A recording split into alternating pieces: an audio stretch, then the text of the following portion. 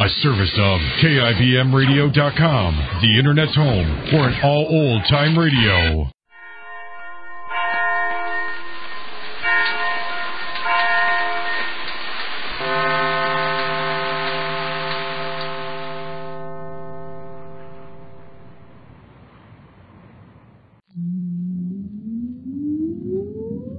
Countdown for blast off. X-5, 4, 3, 2, X-1, fire.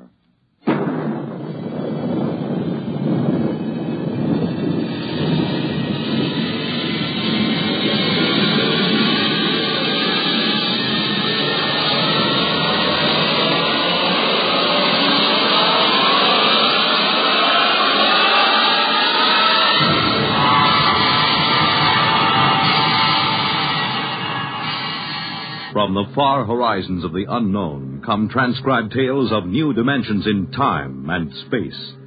These are stories of the future, adventures in which you'll live in a million could-be years on 1,000 maybe worlds. The National Broadcasting Company, in cooperation with Galaxy Science Fiction Magazine, presents X minus 1.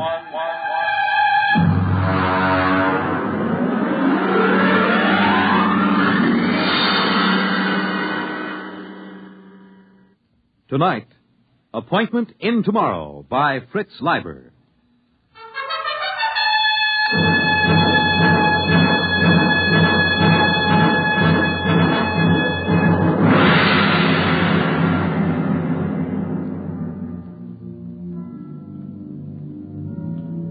The first angry rays of the sun, which surprisingly enough still rose in the east at 24-hour intervals, pierced the lacy tops of Atlantic combers and touched thousands of sleeping Americans with unconscious fear because of the unpleasant similarity to the ray from World War III's thermonuclear weapons.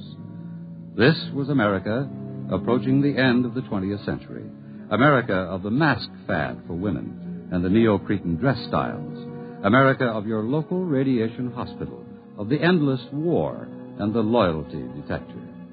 In his bedroom in the Thinkers Foundation, George Helmut slept. Good calculus to the nucleus, adding a quantum equal to the resultant of G sub 1 prime. Repeating, the quantum... His educational sandman purred learnedly in his ear, droning tensor calculus through the night, filling the hours that used to hold man's formless fears and floating anxieties with the rigid form and anchored shapes of mathematics. Precisely at 8, the sidereal alarm went off. Yeah. Ooh, my head. Oh, shower.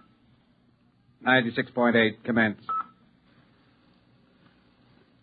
Under the soothing spray of the body temperature robo-shower, Helmut took a deep breath and cast his mind to the limits of the world and his knowledge. It was a somewhat shadowy vision, but he noted with impartial approval, definitely less shadowy than yesterday morning. Off. Dry blast, commence. Employing a rapid mental scanning technique, he cleared his memory chains of false associations, including those acquired while asleep. He felt the snap of clearing non-thalamic reasoning returning as the brain surged into clear, sharp control. Off. Clothing. Color key 705. He stepped into his clothing, the severe tunic, tights, and sockasins of the modern businessman. He smiled. The next big move had come to him in his sleep, as many of his best decisions did, because he utilized the time-saving technique of somno thought, which could function at the same time as somno learning. Attention, robo-locator. Category, rocket physicist. Classification, genius level. Time limit for search, 20 minutes. Commence. Take dictation. Dear fellow scientist, a project is contemplated that will have a crucial bearing on man's future in deep space. Ample non-military government funds are available. There was a time when professional men scoffed at the Thinkers Foundation. Then there was a time when the thinkers perforce neglected the professional men. Now, both times are past. I would like to consult you this afternoon, 3 o'clock sharp, Thinkers Foundation. Signed, George Helmut. End of dictation.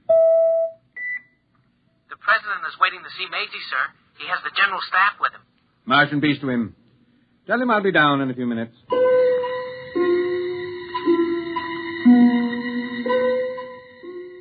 Huge as a primitive nuclear reactor, Maisie, the great electronic brain, loomed over the knot of hushed-voiced men. Its front was an orderly expanse of controls, indicators, telltales, and terminals, the upper ones reached by a chair on a boom. This was the machine with 1,000,000 times as many synapses as the human brain, the machine that remembered by cutting delicate little notches on the rims of molecules. This was the machine that timid cyberneticists and stuffy professional scientists had said could not be built. Yet this was the machine that the thinkers, with characteristic Yankee push, had built and named, with characteristic irreverence, Maisie. Have you the question for the day, Mr. President? Here, Mr. Helmut. I see. The question on the Pakistan crisis is a little touchy. I don't know. If there is enough data to answer it, Maisie will do so. Well, of course, I didn't mean to. Of If you will excuse me, gentlemen, I will code the questions for Maisie. Oh, Section 5, Question 4. Whom would that come from? Number 4. It says physics. Opperly and his research team. I see. Thank you, Mr. President. While I'm coding the tape, there will be time to watch the takeoff of the Mars rocket. Beautiful, beautiful. Oh, I've often wanted to go to New Mexico. As a matter of fact, I've always wanted to go right through to Mars. Mr. President. My chief of staff thinks the project should be under the Army instead of the Thinkers Foundation. Mr. President, this is the way Maisie designed the project. Oh, I know. That's what I told him. Still, I wish you people could bring back a few of those wise little devils from Mars. It would be a good thing for the party, the country. It's quite unthinkable. The telepathic abilities of the Martians make them extremely sensitive. The conflicts of ordinary Earth minds would impinge on them psychotically. Only the thinkers can contact them because of the clear training and errorless memory chains. Perhaps someday, in the future... there goes the rocket. Beautiful, beautiful. I am ready to submit the question tapes to Maisie. Stand back, gentlemen. Oh, well, sorry. And now... All right, gentlemen. Maisie is thinking.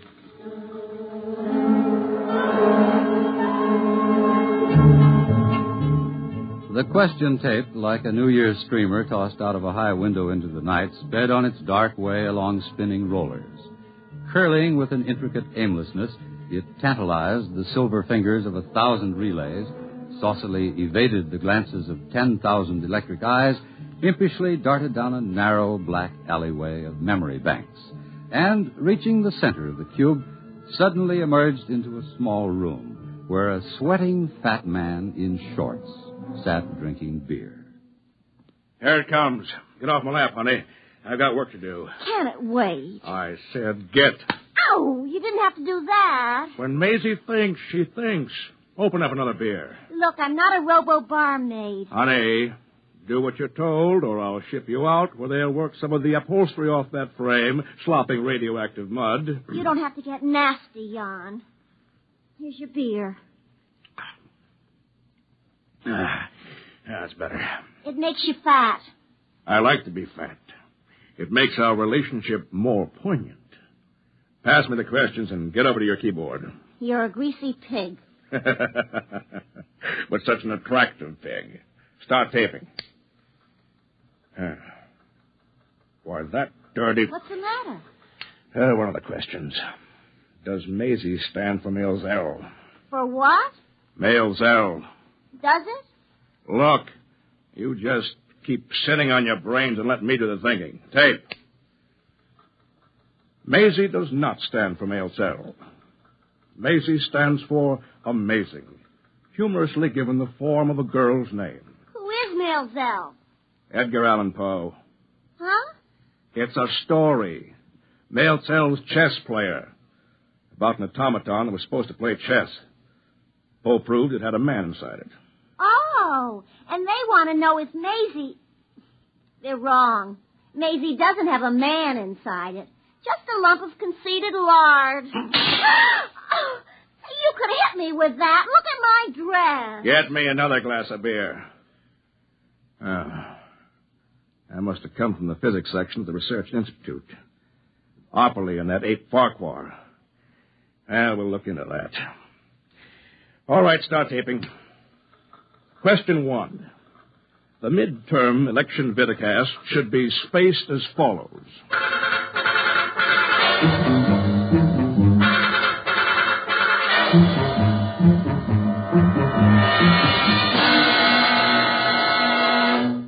Morton Opperly's living room was quite behind the times.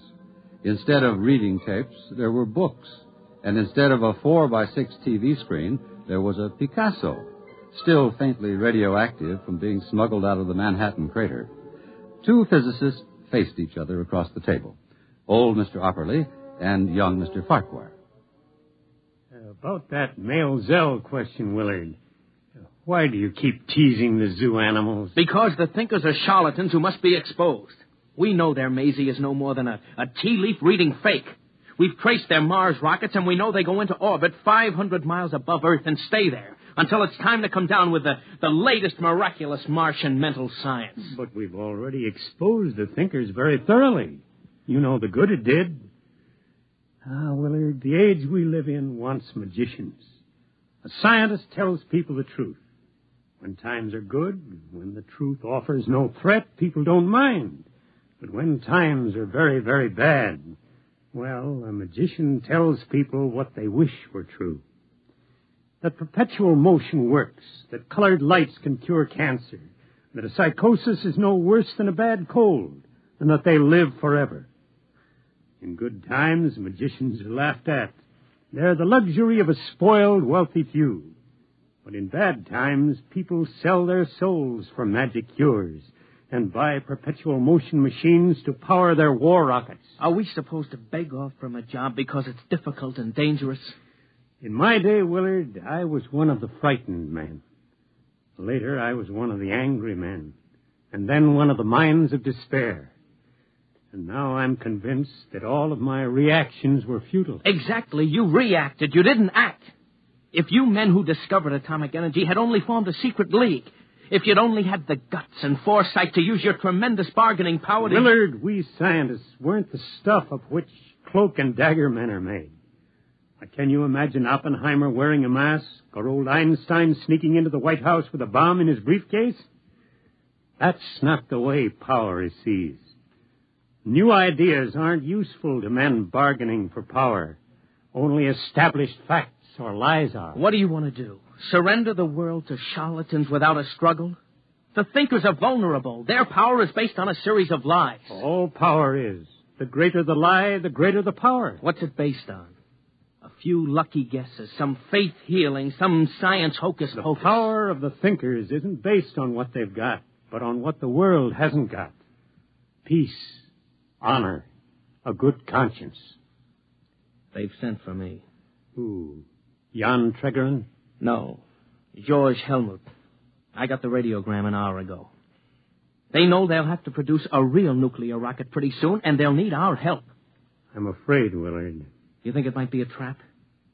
After the Mel Zell question, you think they might want to shut me up? I'm not afraid for your life. I'm worried about other things they might do to you. They'd better be worried about the things I'm going to do to them.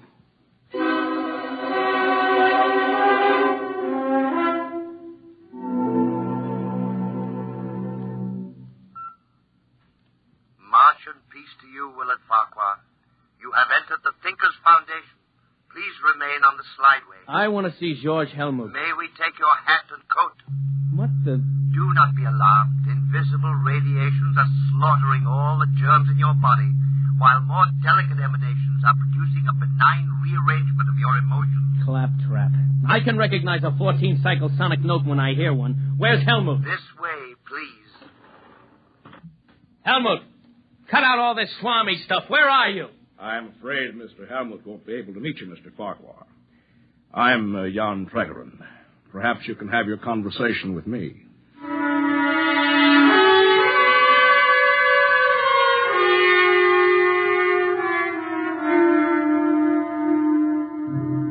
George Helmut waited in the conference room with 24 empty chairs.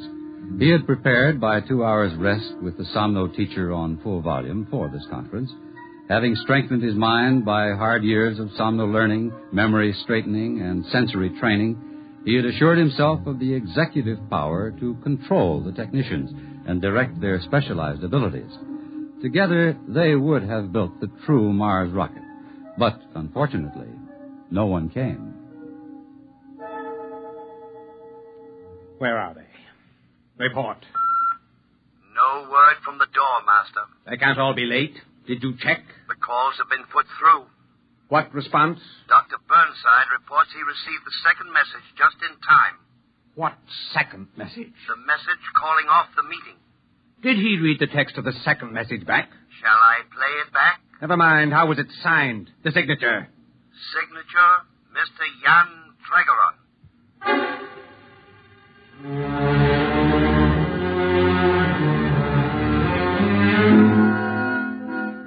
George Helmut dejectedly examined his organizational charts, and then tapping his stylo on the pad, he extended his mental aura, cleared his memory chains of error, accelerated his cerebral processes by the Haber-Gerson process he'd practiced for so many years. Slowly, he could feel the tight, heart-squeezing disappointment ebb. He was in control again. Tregeron, he was the one to blame. Tregeron, who was so used to working by deception that he must be shown the light. Well, Willard, how was your adventure among the magicians? Well, they didn't hurt me. You're sure? And are you as determined as ever to smash and expose the thinkers? Of course. Only from now on I won't embarrass you by asking any Male Zell questions. After this, I shall bore from within. Now, where have I heard that phrase before? Do I understand that you are becoming a thinker, Willard? Certainly. That's the only way to smash them. Out-trick all their trickeries. Organize a fifth column. Then strike. The end justifying the means, of course. Of course. I wonder if becoming a thinker doesn't simply mean that you've decided to use lies and tricks as your chief method. Well, you're working with Helmut?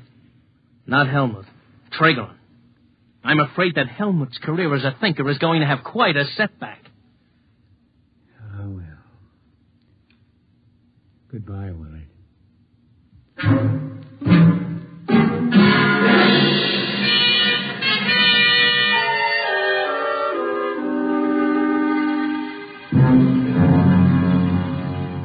Tregeron, I want to talk to you. Shall I leave? No, please stay. Jan?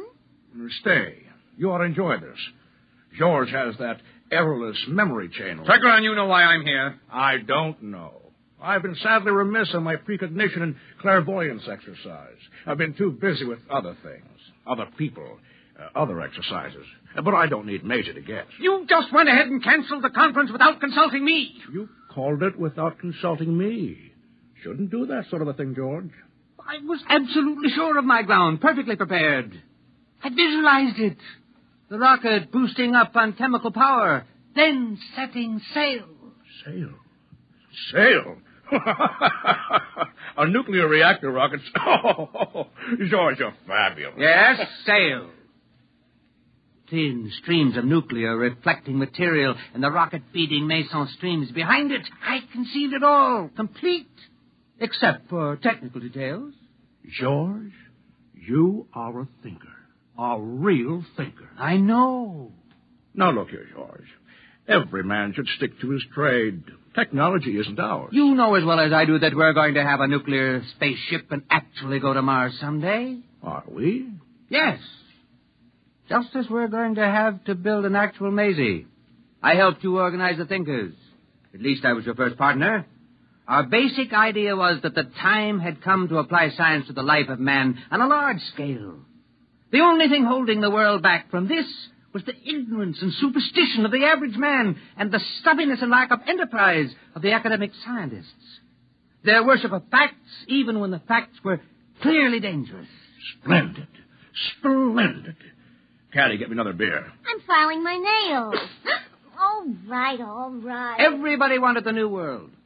The trips to Mars, the knowledge of the human brain. All they lacked was the nerve to take the first big step.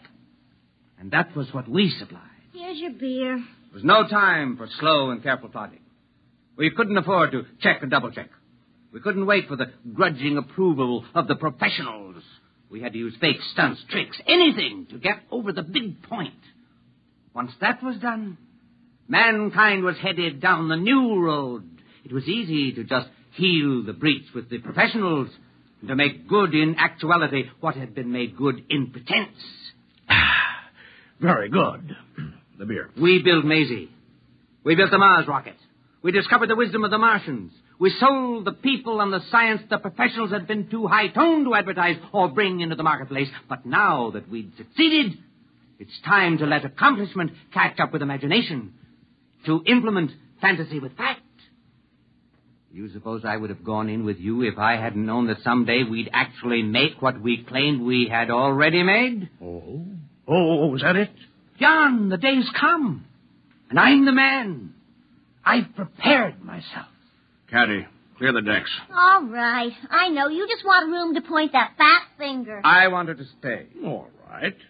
George, look, every revolutionary wants to see the big change take place in his lifetime. But time for the second step. George, the average man's exactly where he was 10 years ago when we took over. Except he's got a new god. More than ever, he thinks of Mars as a Hollywood paradise with wise men and yummy princesses, like Caddy here. You think I'm yummy, really? Shut up. Maisie is Mama, magnified 1,000,000 times. The professional scientists, they're more jealous and stuffy than ever. All they like to do is turn the clock back to a genteel dream world of square caps and quadrangles. Bravo! I said shut up. George, maybe in 10,000 years we'll be ready for the second big step. Meanwhile, the clever will rule the stupid. The realists will rule the dreamers. George, did you actually think you could have bossed those professionals? Nuclear scientists? Rocket physicists? Oh, now listen to me, boy. They'd have torn you to pieces in 20 minutes, and glad of the chance. George, you baffle me. You know that Maisie and the Mars trips and all that are fakes, yet you believe in your somno-learning and consciousness expansion and optimism pumping like a corn-fed yokel. There is a place for the man who has the courage to dream. Sure. In a straitjacket. Oh, George, you remind me of those men who used to put out those lurid little magazines with Caddy's grandmother on the cover in outer space in a stripped-down bathing suit. My grandmother never... I said shut up! That's what it is. Frustrated little men playing science god to generations of pimply high school chemistry students and gas station attendants, conning them into thinking they're in the know, sprinkling a few formulas to the garbage and playing Atom Smasher, and then being very solemn about the role of imagination in science. George, the trouble with you is they forgot to take your zap gun and space cadet decoder pin away from you when you turned 13. That's your honest opinion? It's more than that. George, get a hold of yourself and quit taking fantasy in the veins. That's an order. Jan, the strange part of it is that I know as well as you do that Maisie and the Mars trips are fakes, but some things aren't. The human mind, Jan, is a tool that hasn't been perfected yet. There are more things in heaven and earth than are dreamed of in your philosophy, Horatio. Who's Horatio? I said shut up. This is the last full cackle, George. You've been fooling around with ESP, huh? Telepathy? Maybe a little hypnotism? Maybe. All right. Guess what I've got in my drawer? Extend your consciousness. Telepath it. Visualize it. Never mind. I'll slave you the mental effort. It's a pistol, see? Now, let me tell you something. I got a couple of boys waiting outside. They'll take you by jet to New Mexico. George, congratulations. You're leaving for Mars tomorrow. Mars? Yes. I've decided Mars to be the best place for you. We'll arrange it so that your trip is, say, 2 years long. Perhaps in that time, orbiting up there, you'll learn a little Martian wisdom. For example, the big liar must never fall for his own lie. Meanwhile, I got a replacement for you. His name is Willard Farquhar. But I sent for him to... Yes. You see, I, too, believe in cooperation with the scientists. But by subversion. I'll offer them the hand of friendship with a big, fat bribe in it. You know what the bribe is?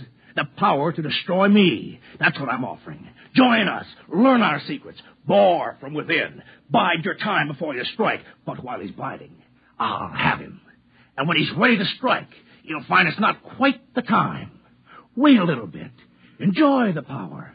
Play with fat old Jan Tragerin like a cat. And by then I'll have him. You can't replace me, Jan. Oh, you were a good man, George, when we needed catchy slogans, ray guns, plastic helmets, fancy sweaters. I warned you, Jan. Don't underestimate the mind. The human brain. Even Caddy here is a fascinating instrument. For example, I had a little talk with Caddy last week. Very boring. Ah, but useful.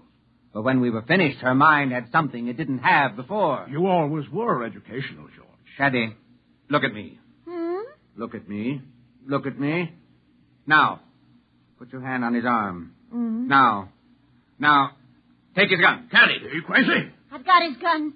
What now? You see, Jan, there is a place for the dreamer, the man who believes, who can use his mind. I'm going to get rid of you, Jan, because the man who dares to dream will rule. Caddy, look at me. Look at me. Point the gun at him. Look at me. I can't anymore. It's too ridiculous. Jan, take your silly gun back. It's too heavy. What? Caddy, I command you, look at me. Look at me. The power of the mind. Hey, boys, come in and get him. I don't understand. Caddy, look at me. Oh, all right, I'll look at you. Poor Superman.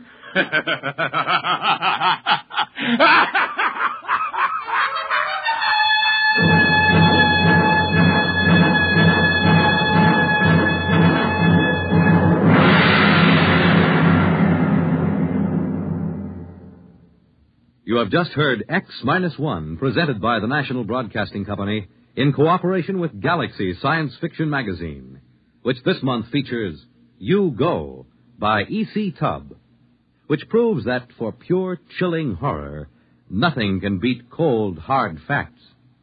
Galaxy Magazine, on your newsstand today. Tonight, by transcription, X-1 has brought you Appointment in Tomorrow, a story from the pages of Galaxy written by Fritz Leiber and adapted for radio by Ernest Kenoy. Featured in the cast were Ted Osborne, Dean Almquist, Pat Hosley, Bob Hastings, Arthur Hughes, and Charles Penman. Your narrator was Floyd Mack. This is Fred Collins. X-1 was directed by Daniel Sutter and is an NBC Radio Network production.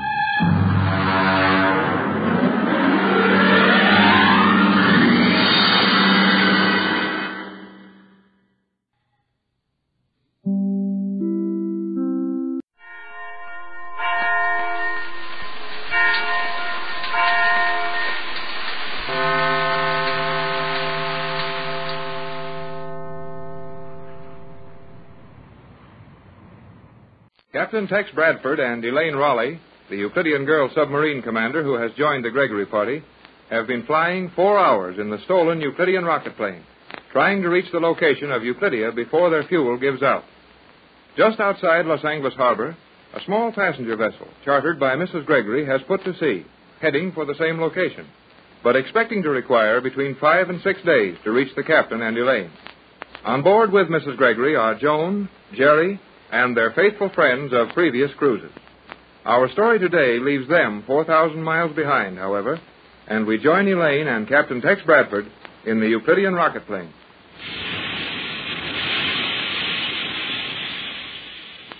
How's the fuel holding out, Elaine? It is nearly exhausted, Captain Bradford. Think we can make it? I am checking our position. We've got 25,000 feet of altitude to help us. I believe we will need it. It is foolish to waste our last bit of fuel if we may glide down and save it. Well, why save it? We may need it later. There won't be enough left to take us anywhere. No, but there may be sufficient to keep us from drifting anywhere. Yeah, sure. I guess I'm getting old. No one person can think of everything. You seem to do a pretty good job of it. Thank you. Found out where we are? We are within gliding distance of Euclidia. Okay, cut your power and let's go down. I am doing so. I just had another pleasant thought to add to our troubles. If it concerns something we can do nothing about, it is not wise to worry about it. Well, we can't do anything about this, but I can't help worrying about it either. What is it? We're not going to have fuel enough left to take us very far from where we land, is that right? Correct. And what happens to us if we find that G-47 and his Euclideans are swarming all over the water waiting for us? That is indeed an unpleasant thought.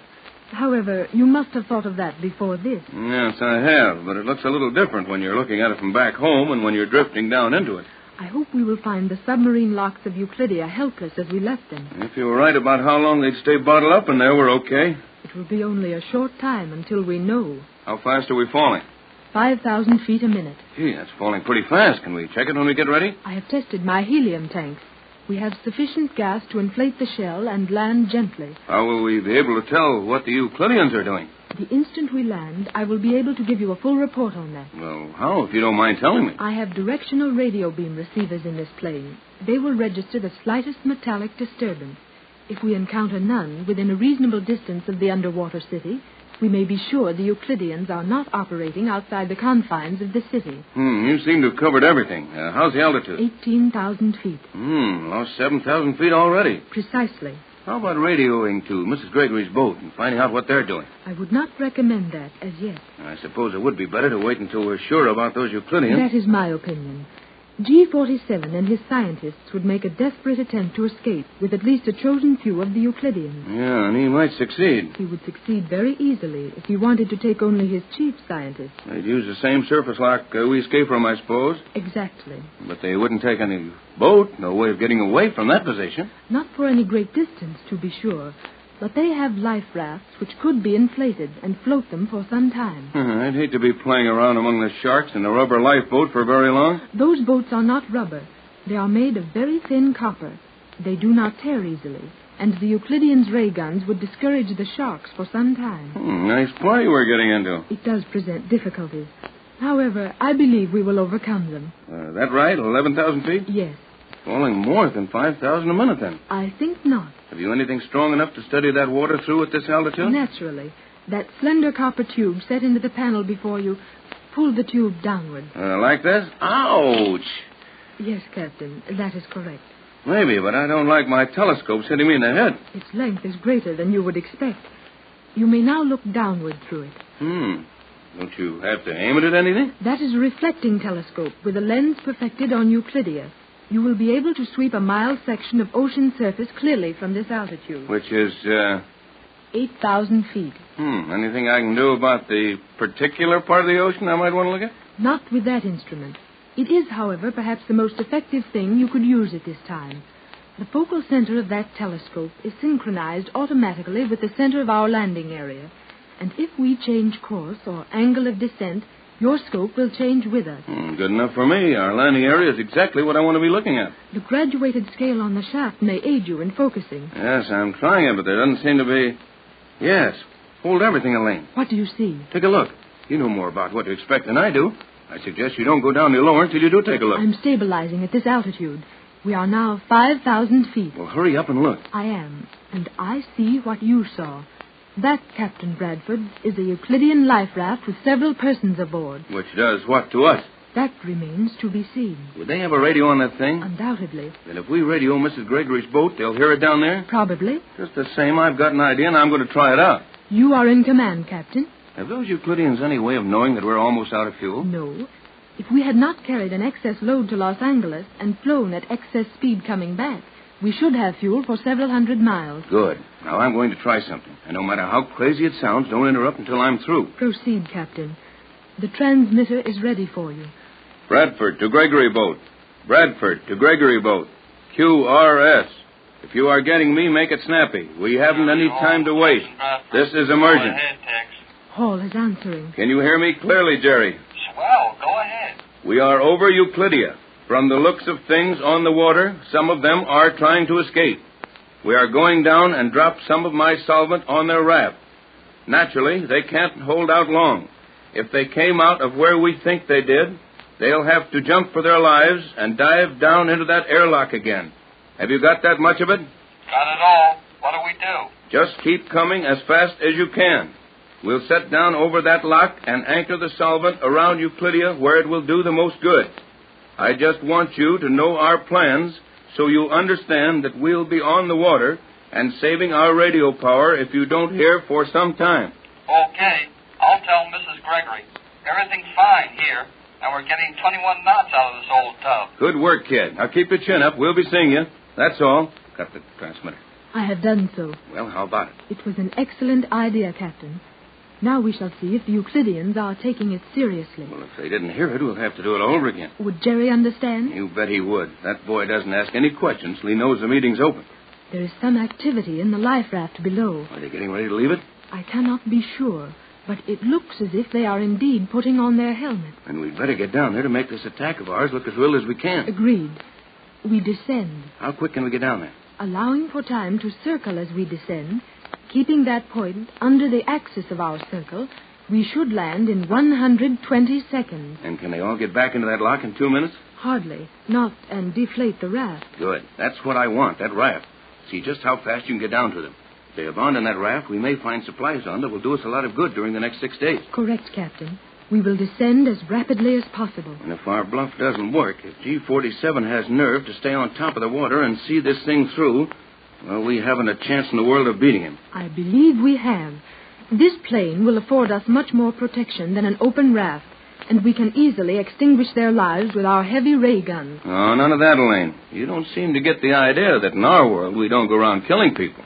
Either we'll take these Euclidians prisoners one of these days, or they'll take us again. Yours is a strange world, Captain, but I realize that you are right. However, it's mighty poor satisfaction to be right if you lose out. I think you will not lose, Captain Bradford. What do you see now? You watch through the scope. I will maneuver for a landing. Yeah. They're leaving the raft. And they're getting off fast. Say, they won't have time to take it with them. That is well. Drop down there just as fast as you can. We'll grab it. I would suggest not rushing into a landing in that exact spot, Captain Bradford. But I'd like to get the provisions off the raft. Precisely. And G47 knows that beyond a doubt. Or at least suspects that you want the raft. But we're running out of fuel. We have run out. All gone? There is no more fuel. And we'll have to land right on that spot if we're going to make sure they stay down under. I will have enough compressed helium to use for surface maneuvers for several days, I believe. And I advise against landing near that raft. But why? They can't hurt us. Now look, the last man is going over the side of that raft now. They can't have anything on but those temporary diving helmets, and they haven't any choice but to get back into that lock. Nevertheless, with your permission, I will land at least 100 yards from that raft. Well, I can't see any reason for it, but I know you must have one. I have. And in a very few seconds, I will show you an active demonstration of my reason. Well, what are you going to do? I am gliding toward that raft, exactly as if I expected to land there. But at the last second, I will elevate the nose of this plane and attempt to glide beyond the raft, passing over it at an elevation of about 50 feet. And then? I am not sure, but I would suggest that you brace yourself firmly in that seat. I begin to get the idea. They're not going to leave that raft helpless for us to pick up so easily. That is my thought. Brace yourself tightly. I will now glide above the raft, and we will see what G47 has left for us.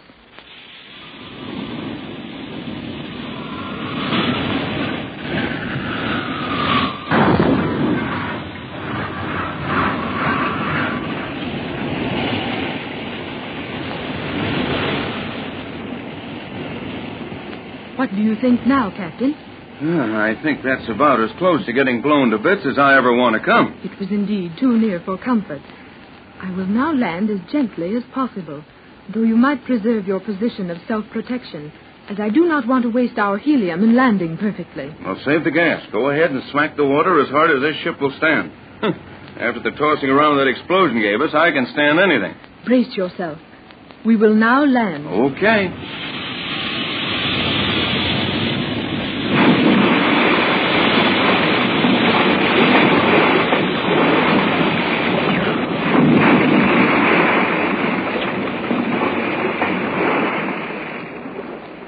We are now stabilized on the surface of the water. How far from that airlock? Approximately 200 yards from the spot at which the raft was blown up. Good. Now, I suggest you use a little of the gas to get back directly over that airlock. Then we'll take steps to bottle the Euclidians up good and tight. Very well. Do any of those magnetic bombs? Several. All right. Use a couple of them to hold that airlock shut, and we'll save my solvent until we actually have to use it. Agreed. I will release a bomb when we are over the lock. One such charge will paralyze the lock for 2 hours. Good. And after I'm sure those fellas can't get at me, I'll dive down there and fix some of the solvent to the lock gate. Then we'll be safe indefinitely. Excellent. Well, Captain Bradford, It looks as if you are in command of the city of Euclidia at last. We are directly over the lock. The city is powerless.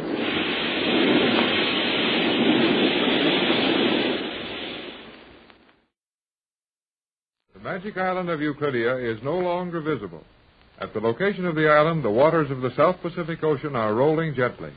And on the surface floats the rocket plane, which Captain Bradford and Elaine have landed near the upper escape lock of the underwater city of Euclidia.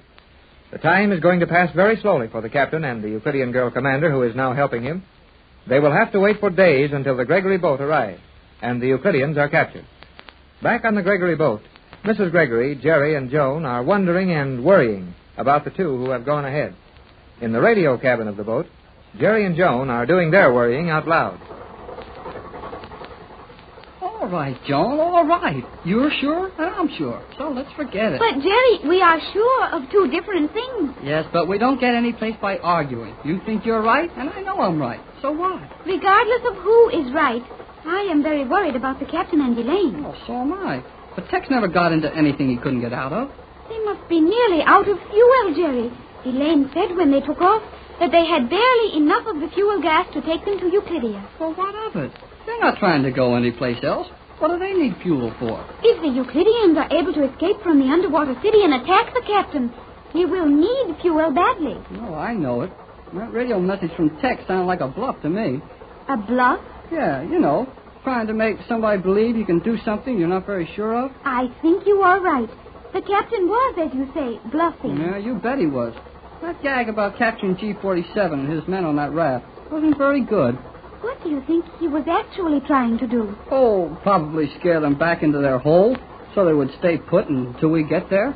The captain was very sure that his universal solvent would effectively prevent the escape of the Euclideans. Well, I guess it would, if he had a chance to get it planted before any of them escaped. And if he did not? Well, then we're going to find Tex and Elaine prisoners when we get there. And the rest of us will probably end up the same way. But that would be terrible, Jerry. Oh, don't tell me. We would not be treated so kindly this time. G-47 would have the captain's solvent, and he could easily work out the formula. Then there would be no further need for him to show us any consideration. Well, all right. Golly, I know all that as well as you do. But when you're sure of bad news, why rub it in? I am not rubbing anything. Oh, I didn't say you were. I see you two are just as friendly as ever. Mother. Hello, Mrs. Gregory. Oh, we're not fighting, just arguing. No more news from Tex? No, Mother. The radio has been silent. Well, I hope no news is good news. Oh, sure it is. The captain and Elaine know how to take care of themselves. Yes, they would if they had a chance. But what are the odds against them down there? I think their position is not pleasant. There you go again. Why don't you try to be cheerful once in a while? Jerry, you were the one who suggested that the captain's radio message was a bluff. What? Well, you see, Mrs. Gregory, I've got an idea that Tex sent us that message just to scare the Euclideans, if they were listening in. I don't think he had a chance to really capture them. I thought that, Jerry. The message didn't ring true. We can do very little to help them, and this boat is so slow. Everything seems too slow when you're trying to cope with those Euclideans. But this was the fastest boat I could get, which was large enough to hold the 200 or 300 people we may have to bring back with us. Yeah, they don't keep us there with them. Oh, yes, Skipper? Jerry. What, me? Aye. What for? Something wrong, Skipper? No. Oh, okay, Skipper. I'll be back pretty soon, Mrs. Gregory. Very well, Jerry. What's up, Skipper? Okay. Well, I wonder if anything has happened. I think not, Mother. Just some little task the skipper has for Jerry. What were you and Jerry discussing? We were speaking of the probable conditions at Euclidia. And neither of you looked very happy when I came in. You think they're in danger? I did not say that, Mother. No. None of us dare to say it. But everyone is thinking it. There is nothing we can do about it. That's what worries me. If there were only a few moves we could make, anything to occupy our minds, to give us something to do. No, Mother, you cannot help by worrying. Oh, I know that. But it doesn't keep me from worrying. Bradford to Gregory. But do you not see that it's... Wait, Joan, I think I hear the radio. Can you hear me? It's Tex. Hello, Tex. Pat calling. Hello, Tex. Hello, Pat. How's everybody? Oh, we're all right, just plowing along. Everything running on schedule? McLeod says we're doing a little better than schedule. Fine. Keep it up and don't worry about us. What have you been able to do? We're riding easily on the water, just above the airlock. No trouble? Not a bit. How are your provisions and fuel? More than enough to last until you arrive. Have you any special instructions for Not us? at the moment, but keep the radio open on this wavelength and have someone with it at all times. We would have done that. Are you sure that no one escaped before you got there? No chance. The submarine locks are still magnetized shut, and we're watching the airlock in the surface chamber. Is Elaine sure that there is no other means of escape from the island? Positive. Don't worry about anything. Just keep coming our way, and we'll be waiting for you. Thanks, Tex. You've been so wonderful through all this, and it's my fault we ever started it. Think nothing of it. Well, I'd better save our batteries. Good luck, all. See you later. Goodbye, Tex, and good luck to you both. It would seem they are doing well, Mother. Yes, and I suppose it's true. But I'm afraid I won't rest much until we reach there. This is only our first night on the water. You must not worry at this early date.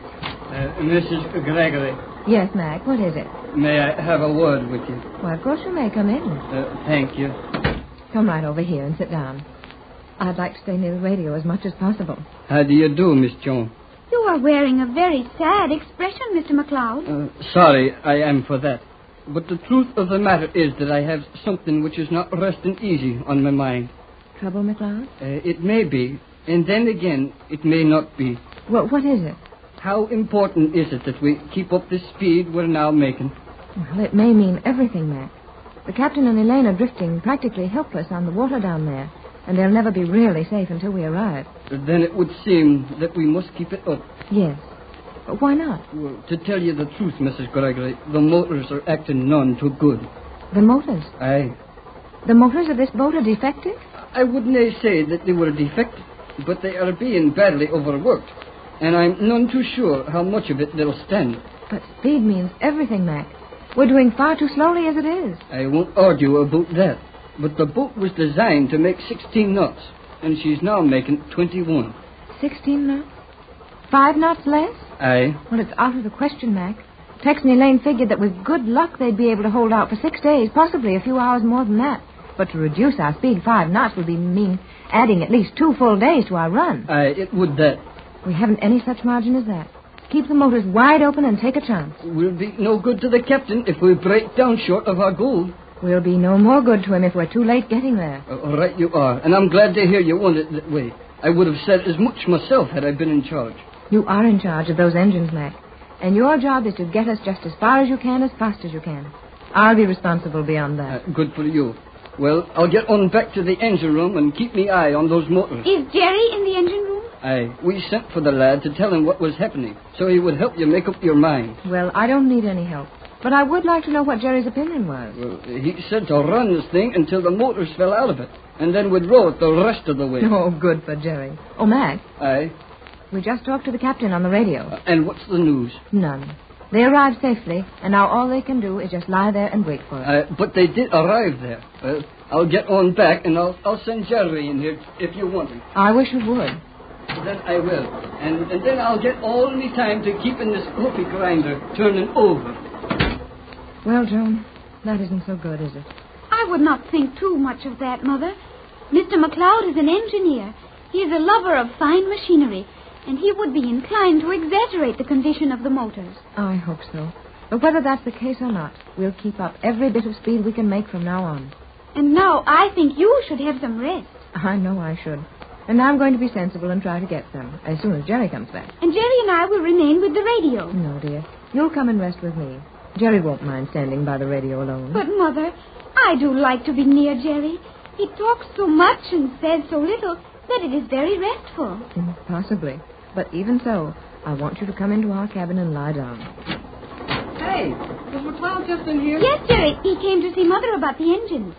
What did he tell you, Mrs. Gregory? He seemed to be worried as to how well the motors would stand our present speed. Yeah, well, that's what he told me, too. But he's worrying too much about nothing. Are you sure? Well, sure, I'm sure. The old skipper was an engineer for a long time, and he said those motors would stand running at full speed as long as we wanted to run them. Oh, I'm glad to hear that.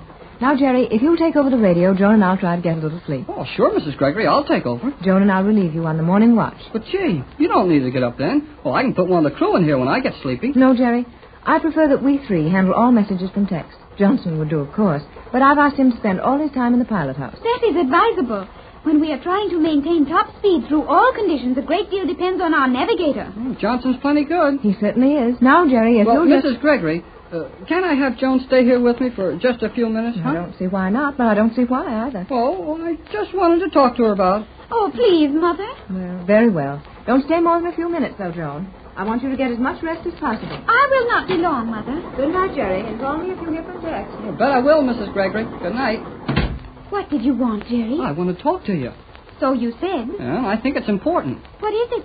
Well, McLeod is really worried about those engines, and he's right. But, Jerry, I know. I said everything was going to be all right just to make your mother feel good. Those engines are liable to quit any time at this speed. Then we could not help the captain, and our position would be hopeless. Well, that's the idea, and there's only one thing we can do if we get close enough to do it. Radio the captain to get away from that place and fly back to the boat. It'd be safer if we were all together.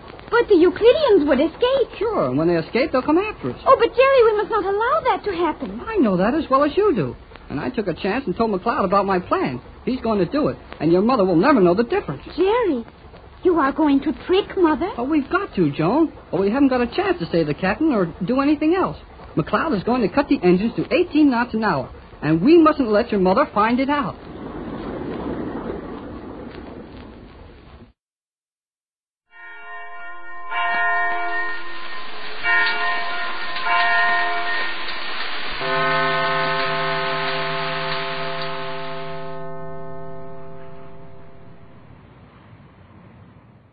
Exploring tomorrow.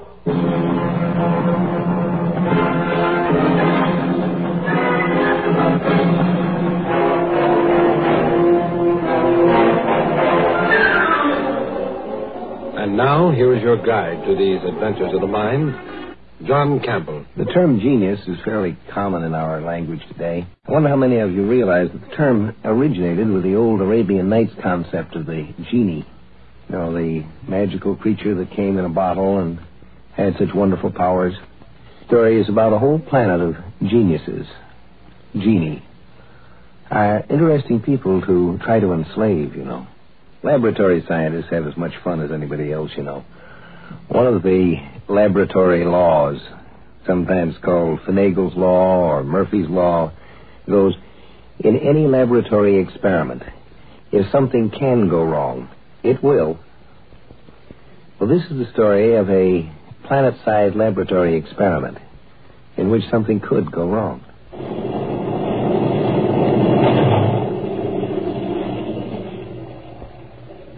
Professor Heim to His Excellency Marshal Gorham. The ship is now in orbit about the planet of destination. Good. Good. Have a lifeboat prepared for descent with an invisibility screen. Yes, Your Excellency. How many crewmen will you want to take along? None. There'll be just myself and you, Professor Heim. Sir, you, the Marshal, landing on a barbarian world without even an escort? I'm begging your pardon, sir, but... Do you mean that the Grand Marshal of the Galactic Imperial Armed Forces can't carry out an undercover inspection on a backward planet without a dozen Marines clanking in his wake? No, sir. No, sir. And please remember that the people down there have no weapon more powerful than a bow and arrow. Whereas I will be carrying a nuclear blaster under my coat. Yes, sir. Of course, Your Excellency. And while we are down there on that planet, Professor Heim, stand by for possible action. We may have to bombard the place with cobalt missiles. Wipe all the life off it. Sterilize the entire planet, sir? You heard me, Professor. I said we may have to. Not that we will. It depends on what I find down there. That peaceful, primitive world may turn out to be just another stupid scientific experiment. Or it may turn out to be the worst danger the Empire and all its stars have faced for 1,000 years. Now, I want you, Professor. I'm in my office at once. Over. Yes, Your Excellency. Over and out.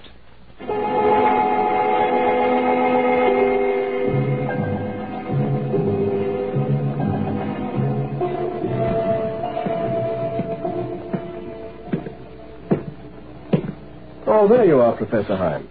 Yes, Marshal Gorham, here I am. We've arrived at your experimental planet. I know. I was just watching it float there among the constellations. I don't know a more beautiful sight in the universe. Well, break out the native costumes for us, too. We're going down. At once? I am a military man, Professor, not one of your psychologists. Now, so far, your people have spent 1,500 years studying that planet. But as for me, there's war on the Imperial borders, and I can spare 3 days. 3 days to decide? To decide whether we can let your experiment go on or whether to discontinue it, shall I say? But only 3 days. Marshal, you don't realize it would take a week just to explain the statistics of... I know, I've heard it all. 1,500 years ago, the Psychological Research Foundation decided to learn what makes human history tick by running controlled experiments. So it took a lot of uninhabited planets and put different kinds of people on them. Well, their memory is wiped out, Marshal. The first generation started out knowing as little as animals. They had to discover everything for themselves. Fire, language, the wheel. Do you imagine that their descendants could have learned enough to menace us? To threaten an empire that for 3,000 years has controlled millions of planetary systems? We've been through all this before, I've told you again and again, I'm not worried about your other experimental worlds. They're still cavemen or less. But this planet here, pure genius stock. A planet where nobody has an IQ below 150. And God knows how high they go. Well, I just can't tell about them. And His Majesty is worried, too. There have been rumors. He sent me here himself to decide whether or not those rumors could be true. But the people down there don't even know the Galactic Empire exists.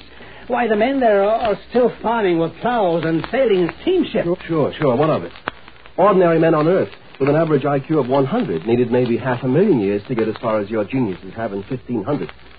I understand they've already developed Newtonian physics, chemical batteries, telescopes, world governments. At that rate, they'll be visiting the other planets of this system in 50 years. They'll reach the stars in a century, and then they'll be loose in the Galactic Empire. Do you think they'd fit tamely into the caste system, like good subjects of the Emperor? Why, they couldn't even if they tried. They'd produce a new invention and a new philosopher every day. And that would mean the end of stability, and that, Professor, would mean the end of the Empire. So you say, but you're a soldier. You don't understand. Yes, I know. I'm a dirty militarist who can't see past the end of my own guns. All I'm good for is killing, huh? And you're a noble intellectual scientist. Yeah. I've heard that guff before, Professor, and I've gotten pretty tired of it. But I tell you, the genius people are cooperative in that. My orders are to inspect the place and decide for myself whether they're right or not. So that's what I'm going to do. Come along, Hein.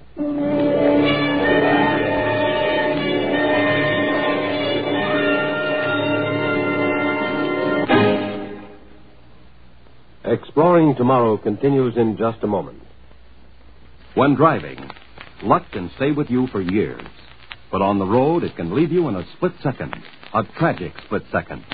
So drive carefully. You will live longer, and you will arrive alive. There's been considerable discussion of what constitutes good and evil over the last few millenniums. But, you know, there's an interesting comment someone made. I don't know where it did originate. Melodrama is the conflict between good and evil. And tragedy is the conflict between good and good. When two good men, each with a good point to make, get into conflict, that's where real tragedy starts. All right, Professor. I've got the lifeboat into the atmosphere and leveled off. So where do I head now? Hein. Wake up, you wool-headed dreamer. I'm sorry, Marshal. I was thinking, looking out the porthole and thinking. What about? How lovely the sky is. So blue. And the land below, mountains and forests and hopeful young farms. Oh, no, a poet yet. Well, I'm thinking about my job of inspection. Where shall we go? Fly northeast for 700 kilometers and you'll find this planet's largest city. It's also the capital of the world government. That'll do. I should be able to observe a pretty good cross-section of the genius race. Do you seriously believe you can decide the fate of an entire world on the basis of what you see in one city? How do you expect to learn anything, even there? You don't speak any of the local languages, not even the international one they developed. You'll talk for both of us. We'll claim to be visitors from a long ways off, the opposite hemisphere. We'll just wander around town for a couple of days, and I'll get the feel of the place. You mean you'll decide whether these people live or die just on the basis of a hunch?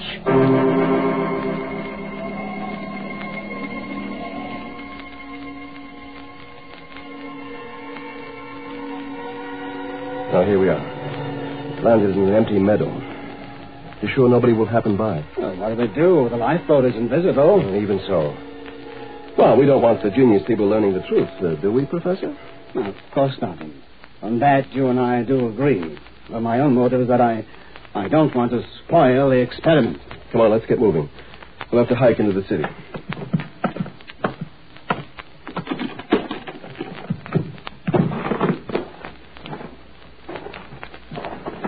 It's nice outdoors. Sunshine. I don't know when I last breathed air that didn't come out of a tank. And you turn all this into black radioactive ash. Come on, I said. Let's start walking.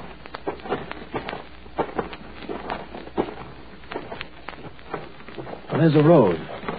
It's pretty well paved. Oh, yes. 10 years ago, this was a livestock trail. Today, they're driving steam automobiles over it. I predict that 10 years from now, the first airplane will use this for a landing strip. But where's the mass market to support all that progress? There isn't much of one. Actually, most people here are still riding around in buggies. You see, they have a unique social system. The average man on this planet would rather buy a new book than a new gadget.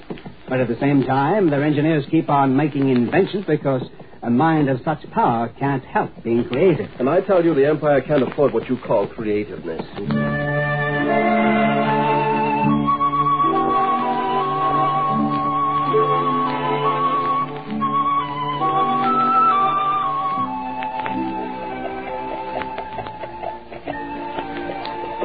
So this is their biggest city. Why? There are about 1 million people in it.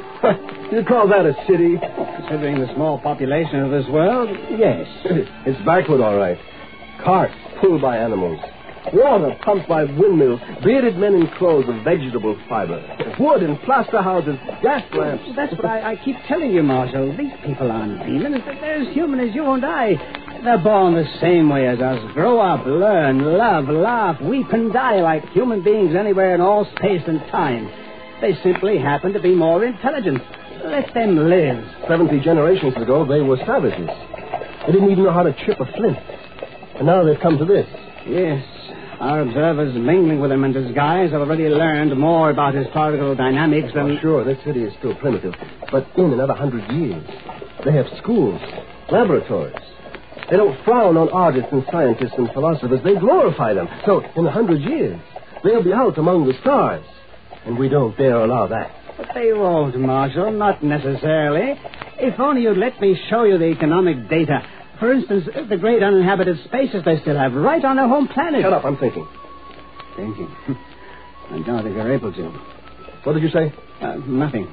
I'm a knife brand, Marshal Gorham. You don't know that, do you? You think I'm just another ineffectual little dreamer, don't you? Well, you may find out different.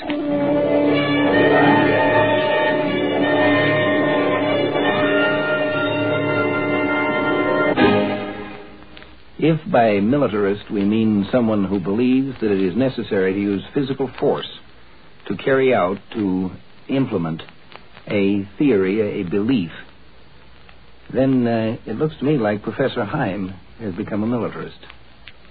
He intends to use force, doesn't he? Canal to Solar. Hörder. Saban hosted. What did he say, that bellhop or whatever he was? He wished us good night in the international language. He thinks we're foreigners, you remember? Ha! If he only knew how foreign. That's a cheap way to feel superior, isn't it? Oh, shut up, Heim. I'm still trying to decide what to do about this planet. There are too many paradoxes. The waiter in the restaurant wanted to ask you about the ethnology of the country he thought we came from. This is a nice, clean hotel room, but it doesn't have running water. And yet the clerk downstairs was reading what I swear must have been a mathematical journal. Does that make them monsters? Under the social system here, such routine jobs are done by students. And, of course, every person on this planet goes through at least 5 years of college.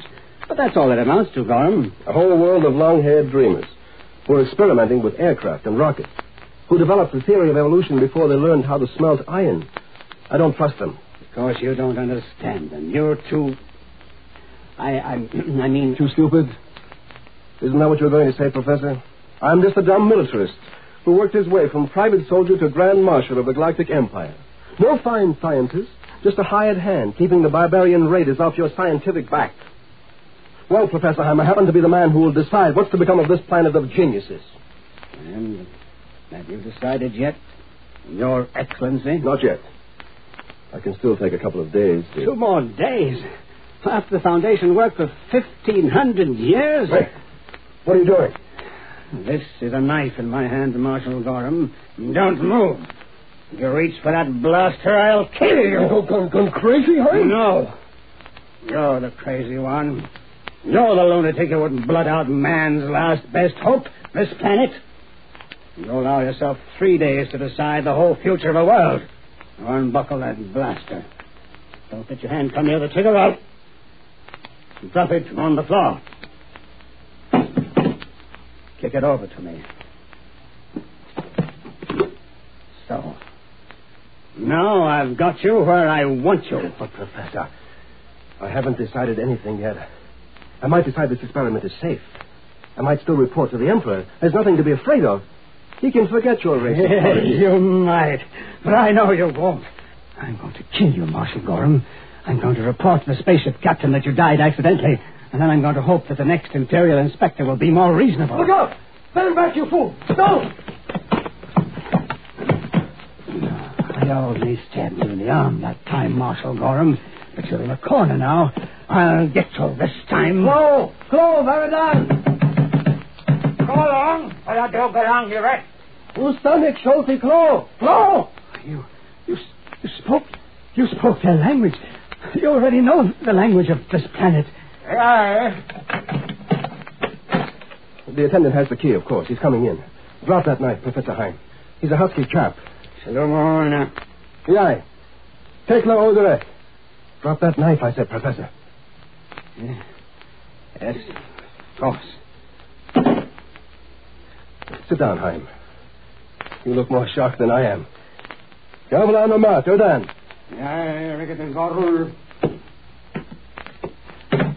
He's gone after the first aid kit for me. Not that you hurt me seriously. I'm sorry. It doesn't matter. And you're a native of this planet yourself. Yes. I was born here, though I've lived most of my life out in the Empire. We thought we were keeping a planet full of geniuses in ignorance. How long have you known? We began to suspect the truth 500 years ago. And we discovered that all life had evolved from lower forms, but couldn't find a subhuman ancestor for man. And finally, your disguised observers were identified. We even used blind man techniques to spot those wearing invisibility screens. Did you really expect you could go on fooling a race with twice your brain power? Well, we thought so. Yes, I suppose it was foolish. Some of us wormed our way into space as stowaways or in disguise, that sort of thing. People here live quietly, so as not to give the show away. We don't tell our children the truth till they're old enough to keep up the pretense. But meanwhile, for the past 300 years, our agents have been out in the Empire, learning everything you know, posing as citizens, working up into the key positions of your government. We can do that by sheer merit. Yes, obviously you can become Imperial Marshals. Right. And when the Emperor got suspicious, he sent me, his trusted soldier, a notorious anti-intellectual, to check up for him. Naturally, I was going to give this planet a clean bill of health, but I had to string you along first to make it look good. Evidently, I put on a better act than I had planned. And now that I know your secret? I'll have to report that you were accidentally killed here, Professor. But don't worry. All you have to do is spend the rest of your life here as one of us. I don't think you'll mind that. Oh, no, not personally. I'd enjoy it. I used to envy the people on this world. But when your race, when you've completely taken over the Galactic Empire from within, what do you plan to do? Well, we'll remodel it, shall I say. I'm afraid you wouldn't understand exactly what we intend to do. It's a little beyond your grasp, but it will be for the benefit of the ordinary galactic citizen, too. The poor, backward, benighted galactic empire.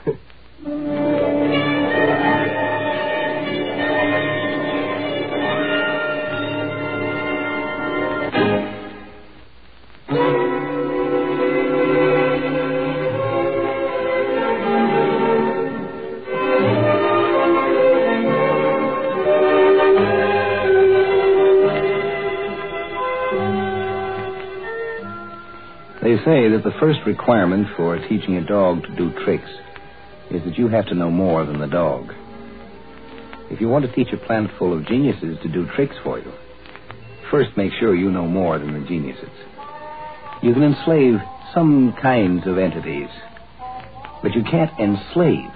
You can't impose on entities who are more intelligent, more thoughtful, more wise than you yourself. What will happen is they'll turn out to be helping you in disguise.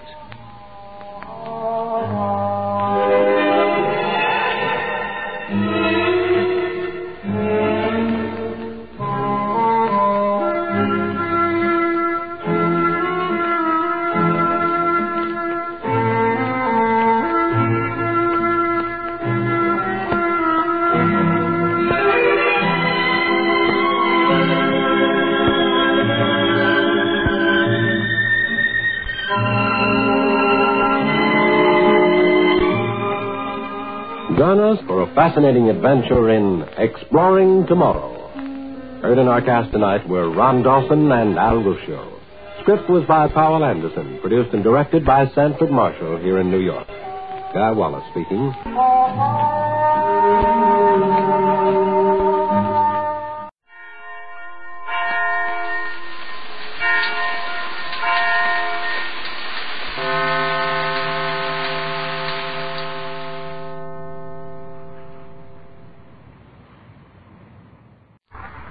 Presenting the transcription feature, Superman! Look, it's a bird! It's a plane! It's Superman! And now, Superman, valiant fighter for truth and justice, mighty champion of the weak and the oppressed, who has appeared on Earth from the destroyed planet Krypton with a physical structure never before attained by mortal men. Superman, who is stronger than a locomotive, faster than a speeding bullet, and who walks about among other men disguised as mild Clark Kent, reporter for a great metropolitan newspaper. As our story opens today, Kent and young Jimmy Olsen, Daily Planet copy boy, are returning home from their amazing adventures in the Caribbean Sea. Summoned back by Perry White, editor of the Daily Planet, they're traveling north in the luxury of a compartment aboard the Thunderbolt, crack streamliner of the Atlantic Railroad. Clark Kent eagerly turns the pages of a late newspaper, while Jimmy looks out the window. Neither one has a thought of danger. But even as the gleaming flyer slows down for a station, a voice from the past, unheard for months, travels over a secret wavelength. Listen.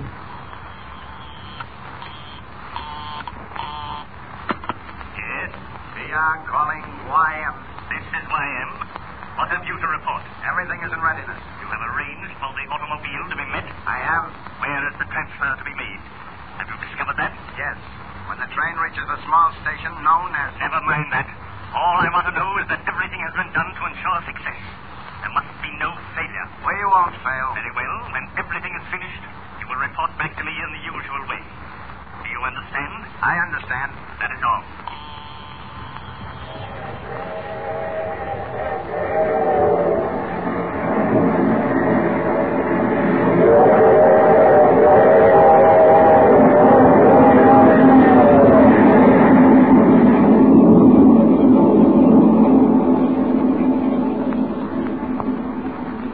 I see business is booming in the big town, Jimmy. 3 murders and a jewel robbery. Oh, here. You want to see the comic page? Oh, no thanks, Mr. Kent. No?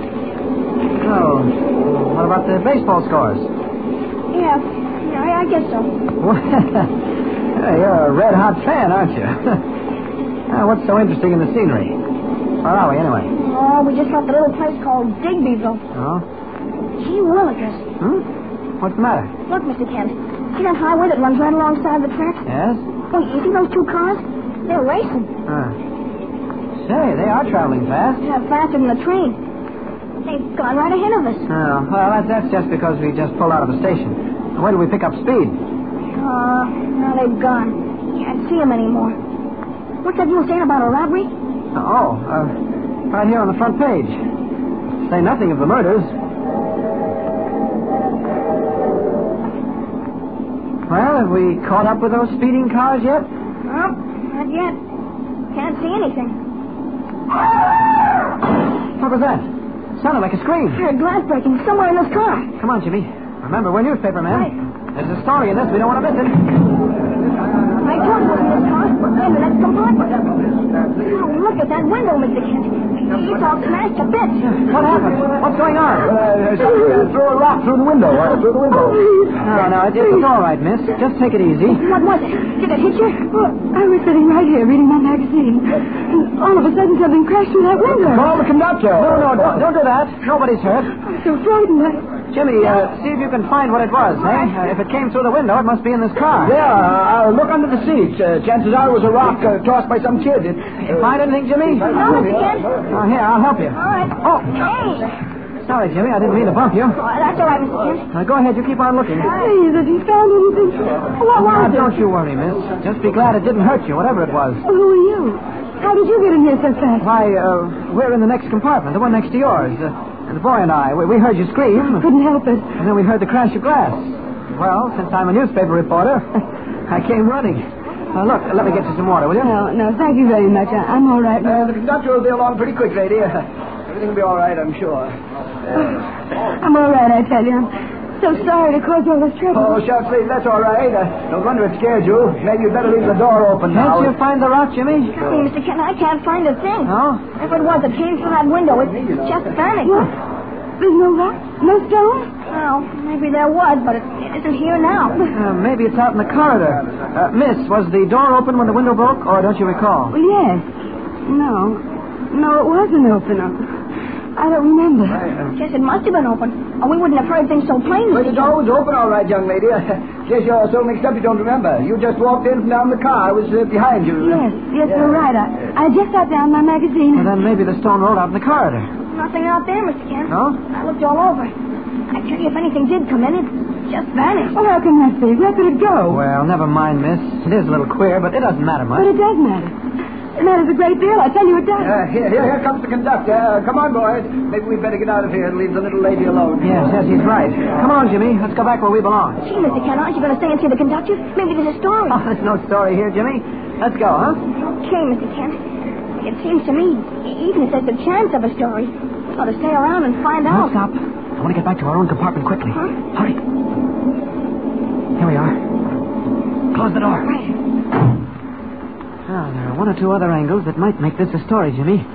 Even though our lady friend in the next compartment wasn't hit on the head. What do you mean? Well, for one thing, think back. Which came first, as you recall it? The crash of glass or the scream? Glass, of course. Oh? Are you sure? Golly, Mr. Kent, it must have come first. Why would she scream before she was frightened? Especially if she was reading a magazine. Yes, that's just the point. Why did she scream first? Did she? Absolutely. She screamed and then the window crashed. But what made her scream? Yes, exactly. What did? If you ask me, she wasn't reading her magazine at all, Jimmy. She was looking out the window. And she screamed because of something she saw. What? Yes, and if you ask me, it wasn't a boy getting ready to throw a rock. Whatever it was, she knew what it meant. It was something terrible, a shock. And it tore a scream from her throat before she could check herself. But if that's so, why didn't she tell us that? Why did she say she was reading a magazine? Yes, that's the mystery, Jimmy. Why did she lie? What is she holding back? Yes, and that brings us to the next item. I think it's high time we had a look at the missile. The what? The missile, Jimmy. In other words, the object that came through the window. Oh. See here? Golly, Mr. Kent, you had it all along. Sure. What do you think I bumped you for? I had it, Jimmy. And I kept it because the minute I laid eyes on it, I knew it might be interesting. Now, let's have a look, huh? Gee, it's a cloth package. Package and a heavy package, like a bag of marbles. Careful now. I'm going to dump it out on the table. What? Gee whiz. Great Caesar's ghost. Precious stones, jewels worth a fortune. Jimmy, do you see that thing? That's a black diamond. Mr. Kent, what? Golly, where did it come from? Whose is it? Where's that newspaper, Jimmy? Right here. Didn't I say something about a big jewel robbery? Uh-huh. Where is that? Oh, yes, here it is.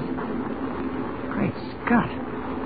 $5 million worth of unmounted gems stolen from the foreign pavilion at the National Exposition. And are these the gems?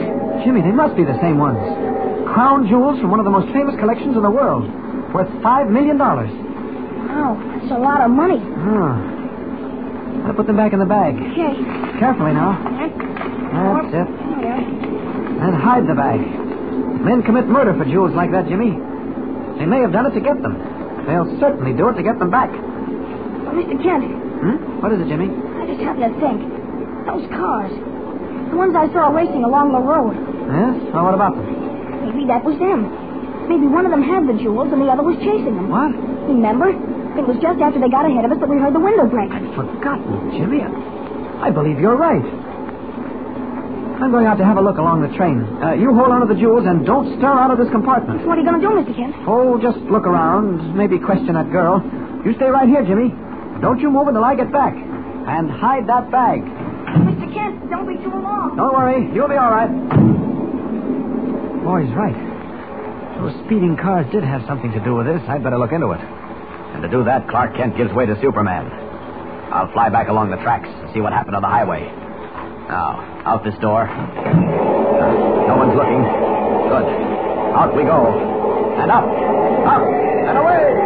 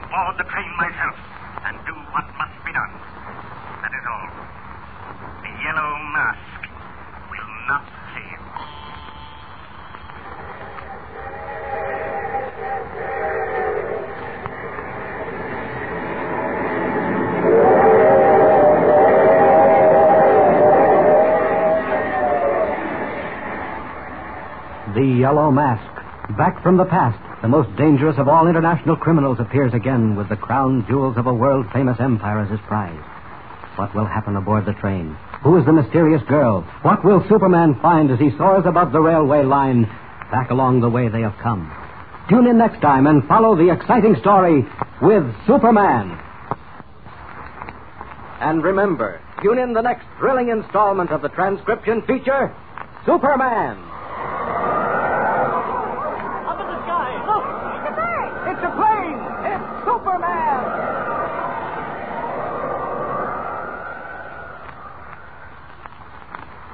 Superman is a copyrighted feature appearing in Action Comics magazine. Presenting the transcription feature, Superman. Look, it's a bird. It's a plane. It's Superman. And now, Superman, strange visitor from the planet Krypton, who has come to Earth with physical powers far beyond those of mortal men, and who fights a never-ending battle against crime and oppression, disguised as Clark Kent, mild-mannered reporter for a great metropolitan newspaper. Returning from an adventure in the Caribbean Sea, Kent and young Jimmy Olsen found themselves head over heels in mystery. $5 million worth of stolen crown jewels were hurled through the window of the compartment adjoining theirs on the Atlantic Railroad's cracked Thunderbolt Express, almost hitting a young girl, sole occupant of the compartment. Recalling that two cars had been speeding along the highway near the railroad tracks, Kent, as Superman, left the train and flew back to see whether there was any connection between the cars and the jewels, leaving Jimmy alone in their compartment with the fabulous gems. But unknown to either of them, the Yellow Mask, after the $5 million treasure, has boarded the train and is at this very moment questioning the young girl, pretending to be a railroad detective. Listen.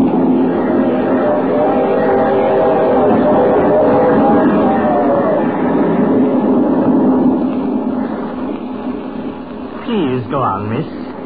You were saying? I can't think. You're frightening me. Why do you look at me like that? Do I? I don't mean to. You stare as if you would look right through me. As if you thought I was lying. Aren't you? Aren't you lying? Answer me. Please go away. You're upsetting me. If you don't leave at once, I'll call the conductor. I beg your pardon, miss. You see, we railroad detectives have to examine every possible clue.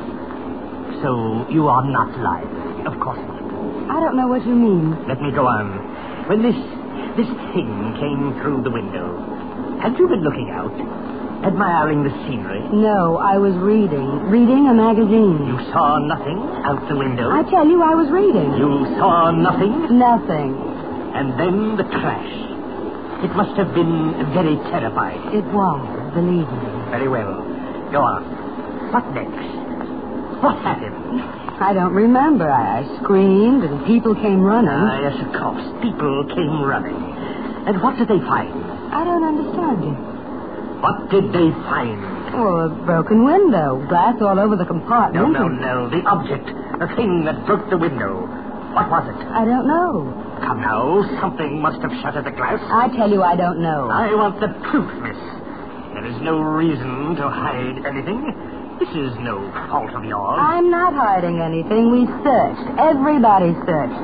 But there was nothing. Nothing at all. That's not possible. What do you think broke the window? How should I know? After the crash, who came running? People in the car. A boy and a young man from a newspaper. What? A reporter? Yes. What was he doing here? I don't know. Traveling, perhaps. The boy was with him. What's that? A newspaper reporter and a boy? How big a boy? Oh, just a boy, possibly 12 or 13. And this reporter, miss, what did he look like? Do you expect me to remember that? I was excited, almost hysterical. Of course, naturally. But please try to remember. Was he very tall, broad-shouldered? All I remember is that he wore glasses. Glasses? Yes. This reporter, what did he do? Oh, he was very kind. He looked all over for whatever came through the window. He and the boy both. On the floor, under the couch, even out in the corridor. Excellent, miss. And then what? They didn't find a thing. They looked carefully, both of them? Yes, everywhere. Very interesting. So whatever it was that broke your window simply vanished. Is that what you tell me? Yes. Thank you, miss. I'm very much obliged to you. I mean, the railroad is obliged. Is that all? That is all. I shall now go and question the other passengers. For example, the man and the boy. Did you happen to notice which compartment they were in? Yes, the one right next to mine. Thank you, miss. I'm sorry to have troubled you. That's quite all right. Paul. Yeah, I'm here. Have you looked over the rest of the car? Yeah. A compartment with a man and a boy. Have you found that? A boy, yeah. In the next compartment, but there's no man. The boy's in there alone. Alone? Is he? The man is gone? There's no man with him. Excellent, Paul. For the moment, we're in luck. Now look. Yeah? Go through the train. Examine every face. You remember that once before we encountered a news reporter named Clark Kent. Yeah, I remember. Go and look while I wait here in the vestibule. See if he's aboard. All right. And if he is, what then? Shadow him. Don't let him out of your sight. I believe I shall go in that compartment and have a talk with the boy. If he is alone, so much the better. Now go. Hurry.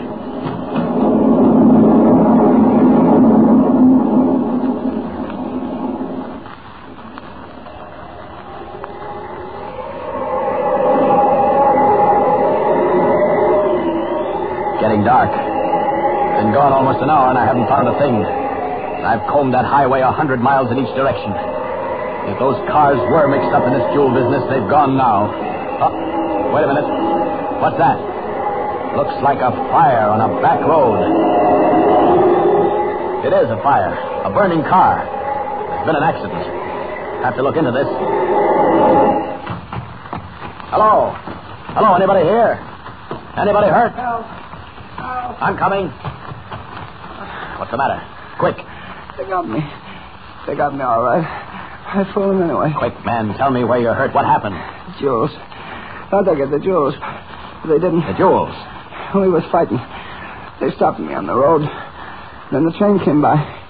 She was supposed to meet me on the back platform. She didn't. She? Who is she? I knew which car she was in. I kept cutting them off till the train caught up with us. Listen, man, what are you talking about? I fooled them. I slammed it right through the window. Even if they got me for it. Who was it? They chased me. I thought I'd make the station before the train came in. That's what I was supposed to do, but they held me up. You tell her. That's what made me right. Done the best I could. Look, listen to me. Who are you talking about? Who held you up? Who shot you? Quick. It was after the jewels, too, but I beat him to it. The yellow mask sure got left this time. What? Who did you say? The yellow mask? Is he back of this? Yellow Mask. Plenty smart. Wait till he meets her. Yellow Mask, after the jewels. And Jimmy alone back there on the train. Got to get back before something happens. I can't leave this poor chap. Wait. What's that? It's a police siren. They've seen the fire. They'll take care of him. And I can't have them finding me here. Not now. Up! Up!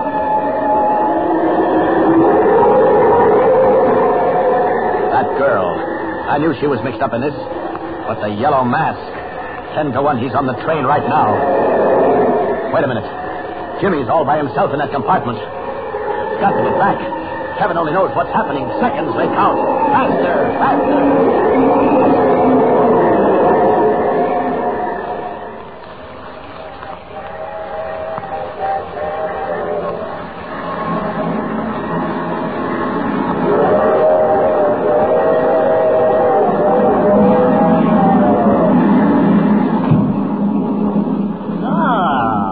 Excellent, Paul. Back so soon. What have you found? Nothing. He ain't anywhere around. Don't be a fool. The train hasn't stopped since I got on. He must be on board. I say no. I searched the whole train.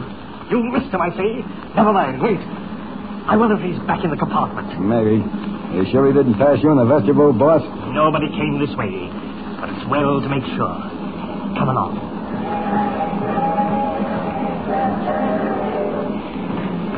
Stop. This is it. Listen carefully, Paul. You hear anyone talking inside? No. I don't hear a thing. Wait a minute. Yes, I do, too. Is it Kent? Is the boy talking to Kent? Wait. No. I don't think it's Kent. It's the port. I think Kid's telling him what he wants for supper. I'd prefer to find him alone, but I can't wait. Either the boy or Kent may have picked up the jewels. And if they did, they're hidden in that compartment, and the boy will know where. What'll I do, boss? You wait in the corridor or in the vestibule.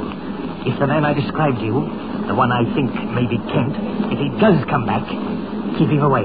Keep him away, boss? How? My dear Paul, however you think best. Believe me, I shall ask no questions. Okay. But what if the kid won't talk? What if he puts up a holler? He'll talk, Paul. I'll promise you that. And he won't yell, not even once. That is also a promise.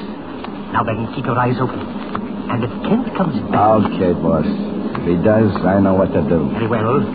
Now, quiet. Is the door unlocked? Must be. The porter just went in. Quiet. And some roast beef and French fried potatoes and a big glass of milk. Yes. Is that you, Mr. Kent? Oh. Who are you? I am the railroad detective, son. Oh, I thought it was Mr. Kent coming back. What do you want? So, you thought it was Mr. Kent. Mr. Clark Kent of the Daily Planet, eh? Stay right where you are, Potter. Don't move. Yes, sir, boys. What's your name, son? Jimmy Olsen. What do you want? Where are the jewels? What? Don't play with me, boy, and don't cry out. Don't make a sound. Where are the jewels? Why should I tell you? Who are you? So, then they are here.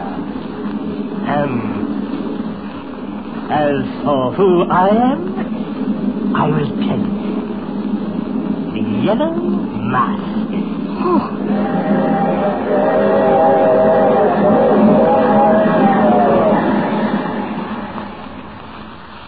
Jimmy and the terrified porter alone in the compartment with the Yellow Mask, while Paul waits outside to forestall any possible assistance. Can Clark Kent, in the person of Superman, winging his way back along the miles of steel, return in time? And what of the mysterious young girl? Don't miss the next exciting chapter. Tune in again and follow the story with Superman.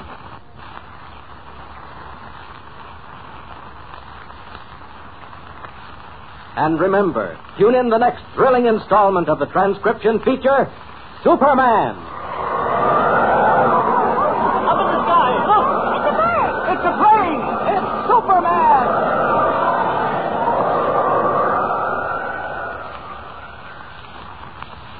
Superman is a copyrighted feature appearing in Action Comics magazine.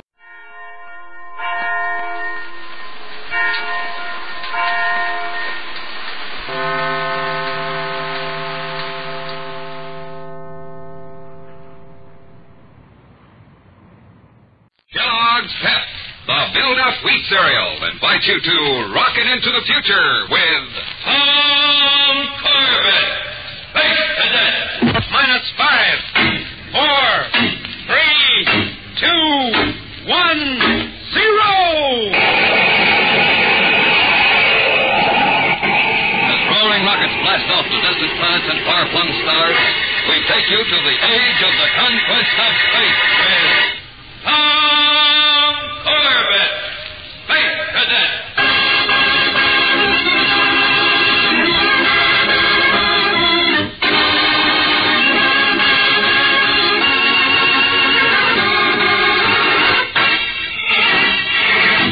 For the cadets at Space Academy, the most exciting phase of training begins on a huge field, scarred and pitted by the blasts of raw power needed to break Earth's mighty clutch of gravity and set men free to rocket toward distant planets. For this is the Academy spaceport, takeoff point for duty, adventure, and danger. Today, the entire Academy fleet of spaceships is out on the field ready to blast off on a mysterious mission. On the control deck of the rocket cruiser Polaris, cadet pilot Tom Corbett, Roger Manning, and Astro await Commander Arkwright's orders. Attention! Attention, all cadet units! Hey, listen, there's Commander Arkwright on the teleceiver. Well, it's about time. Hear this. Doubtless you've all been wondering why you've received no advance orders on today's mission. The reason is simple. As officers of the Solar Guard, you will often have to go into action without advance notice. For instance, when you are sent to track down and subdue an outlaw or enemy ship. As you want to do now. Hey, hear that, fellas? I suppose we're really going after an outlaw? Of course not, you Venusian clump. Your mission will not be a real one, of course. The supposed criminal ship will actually be the Solar Guard cruiser Arcturus, piloted by Captain Strong. Lucky guy. So that's why the skipper hasn't shown up. What happens to us now? Do we just sit here? As you all know, Captain Strong is in charge of the Polaris unit, and obviously cannot be aboard the Polaris now since he's been gone for several hours. It has been decided that the Academy's training program will be greatly aided by making this entirely a cadet operation. Therefore, on this mission, each cadet unit will be in charge of its own ship. Oh, brother, listen to that. Sounds good. Instead of taking orders from Captain Strong, we'll be chasing. I'll bet he leads us a real chase. Now, here are your instructions for training maneuver 32. Or, as Captain Strong calls it, Operation Hide and Seek. Hide and seek? The outlaw was reported entering Earth's orbit at point A25 in Sector 12. This report from Terra Station. Moon observers have spotted the ship leaving our orbit at point M47, Sector 89. Got that, Roger? Naturally, Junior, All naturally. ships are to proceed to the last point of observation and pick up Captain Strong's trail, which may lead anywhere in the solar system. Then track him down and engage him in mock battle. Of course, you are not expected to defeat such an expert pilot. Think you can lick him, Tom? A top space ace like the captain? Not yet. But you will be graded on your battle tactics, as revealed by photographic recorders. And also on the knowledge and intelligence you bring to your track. Not just on how soon you find the Arcturus, since that may depend partly on luck. Not when I'm doing the plotting. Okay, hotshot. Just see that you produce results. One more thing. As I said, there is a strong possibility of danger, and you must be prepared to face it. You know that ships have been vanishing from the space lanes recently. One of them, the Academy cruiser Pollux, which disappeared 3 months ago on a routine flight.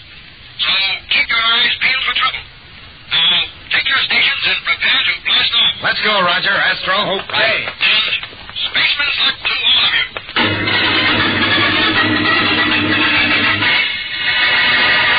We'll return to the exciting adventures of Tom Corbett, Space Cadet, in just a moment. So stand by. Fellas and girls, let me take you for a tour around the mess hall here at Space Academy. Well, it's breakfast time now, and all the cadets are down here eating. Up front there, you can see the main table. That's reserved for the officers. There's Commander Arkwright, one of his aides now. You know, Commander Arkwright sets a good example for the cadets at breakfast time. Right now, he's helping himself to a big bowl full of Kellogg's Pep. Oh, and there's Tom Corbett.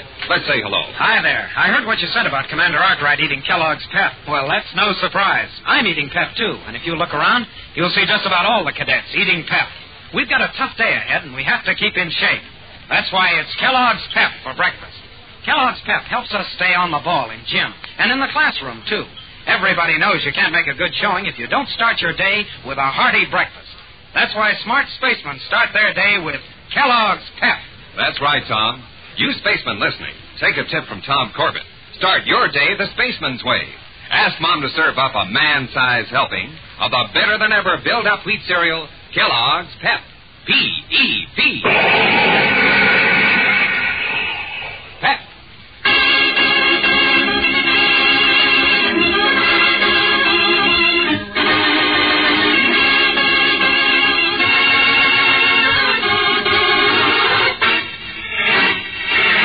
As the rocket cruiser Polaris hurtles away from Earth, Tom, Roger, and Astro are at their stations, ready to track down the Arcturus, commanded by Captain Strong, lurking somewhere in the depths of space. Now, as the powerful atomic drive speeds the Polaris out of Earth's atmosphere, Tom checks his unit mates. Control to power deck. Check in, Astro. Power deck, aye. How's everything down there? Ship shape, Tom. The rockets are purring like kittens. Great. Check you later. End transmission. Control deck to radar bridge. Check in. Radar bridge, aye. Any astrogation data ready yet, Roger? Long ago, sonny boy, long ago. Sorry, big shot. I should have known. Okay, let's have the correction for deviation from course. Coming up. Starboard 24 degrees, 17 minutes, up 3 degrees. Starboard 20...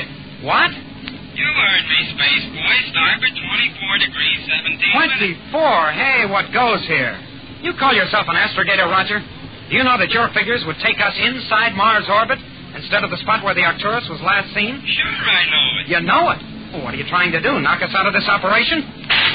Hey, what's going on here? I'm glad you came up, Astro. Our genius on the radar bridge is taking us way off course. What? Just simmer down, kiddies, and listen to Uncle Roger. Okay, let's have it. Fast. Listen. Commander Arkwright gave us 2 points where the Arcturus had been seen, not just the last one. So I plotted its course and then extended it by extrapolation. Extra what? Now, don't let it throw you, bird brain. It just means using known facts to reach a logical mathematical conclusion. You, logical? Sure. Why, even if the Arcturus went into an evasion curve, we'd pick up the trail hours before the others. He could be right, Astro. But Commander Arkwright said proceed to the last point, and he also said it wasn't enough just to be fast. Exactly. He said we should prove our knowledge and intelligence, and that's just what I'm doing.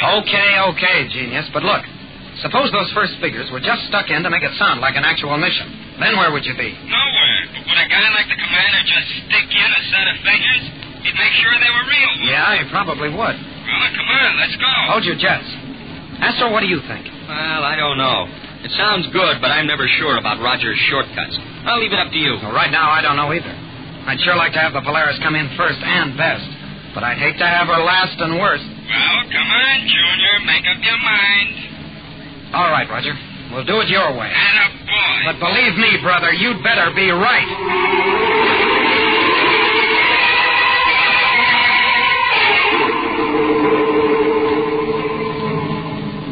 Control deck to radar bridge. Control deck to radar bridge. Roger, check in, will you?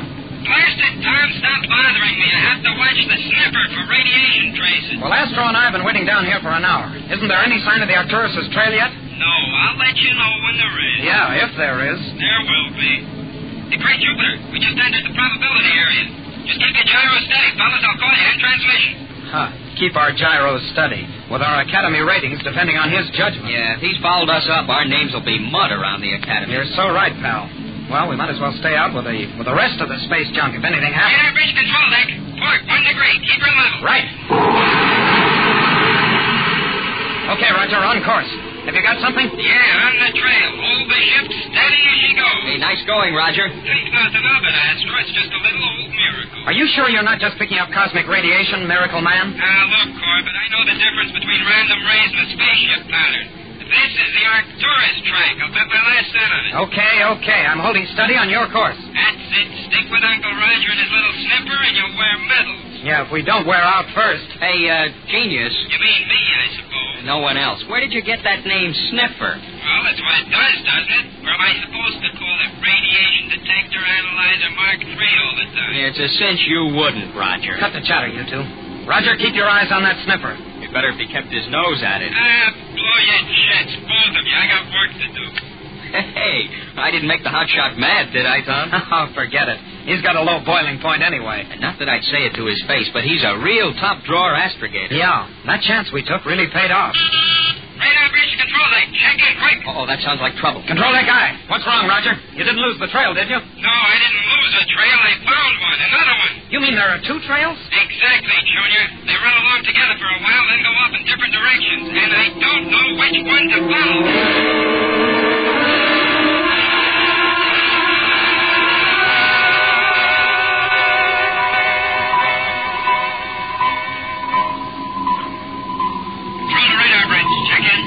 Bridge Eye. Getting anywhere in figuring out which of those two trails is the one we want? Not yet, blast it. They're too similar. Hey, Roger. You in again, Astro? Why? Maybe one of the trails was made by a commercial spaceship. No, I thought so at first, but the radiation patterns didn't pan out. Both these patterns were made by rocket cruisers. They're practically identical. Can you check on which is the freshest trail, Roger? Sure, by a diffusion comparison, but I think I can guess which is the right one without that. Well, you better not guess, Roger. You better take time to check. Look, I am sure. The last trail must be the one that deviates most from the original course. Come on, 6 degrees starboard, 1 down, and we're in. That's pretty thin reasoning, Roger. Listen, Tom, wasn't I right the last time? Didn't I get us this far? Well, don't I get a chance to... All right. Don't cry all over the equipment. You win. I'm setting up the new course. Okay with you, Astro? Well, I suppose so, but I don't like it much. Neither do I, but I guess it's another chance we have to take, so full space speed and hope for the best.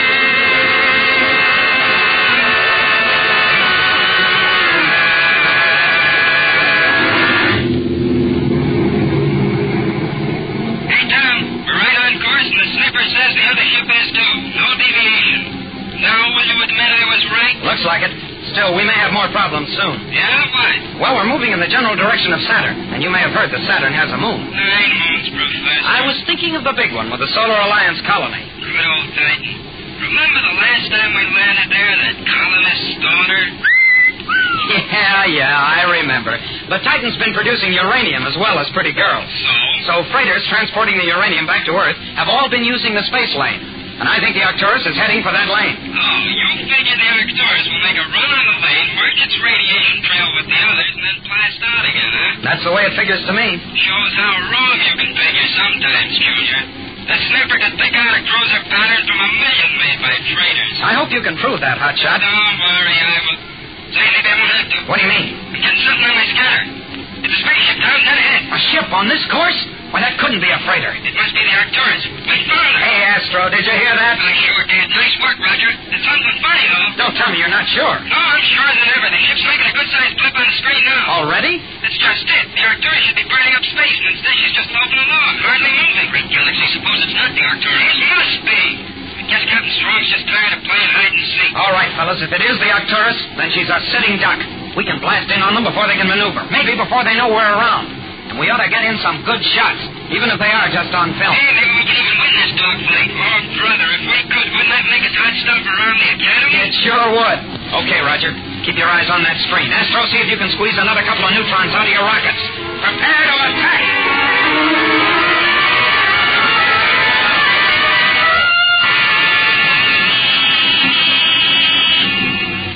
Radar to control. Control eye. Either just a touch to starboard, Tom, about 1 point.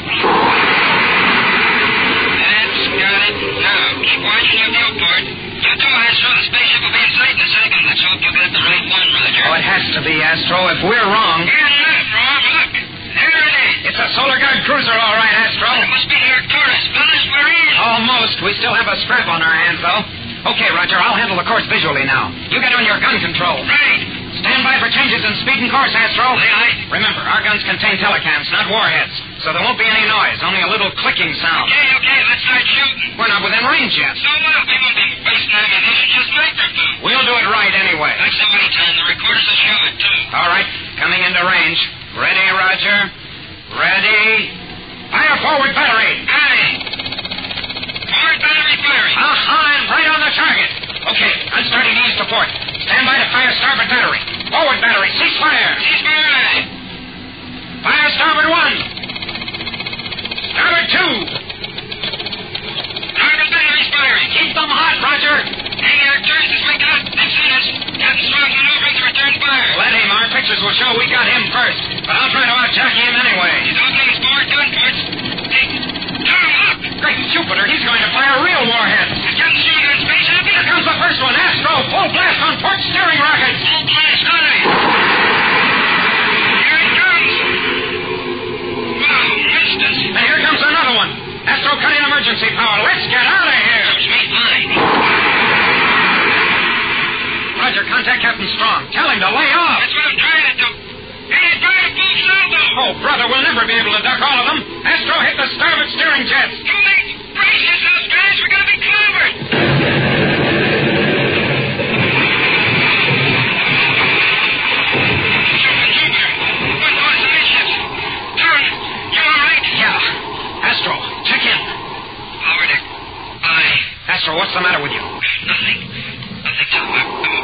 Then give me more power. I can't. Main drive. Damaged. I can't. Astro, check in. Sounds like he's hurt, Tom. Blast it. Can't you raise the Arcturus, Roger? Not now. My transmitter's shorted and the outside antenna is gone. Oh, great. And look at the Arcturus. It's circling around. It's going to attack. And unless we can do something to stop it, we'll be blasted into meteor dust.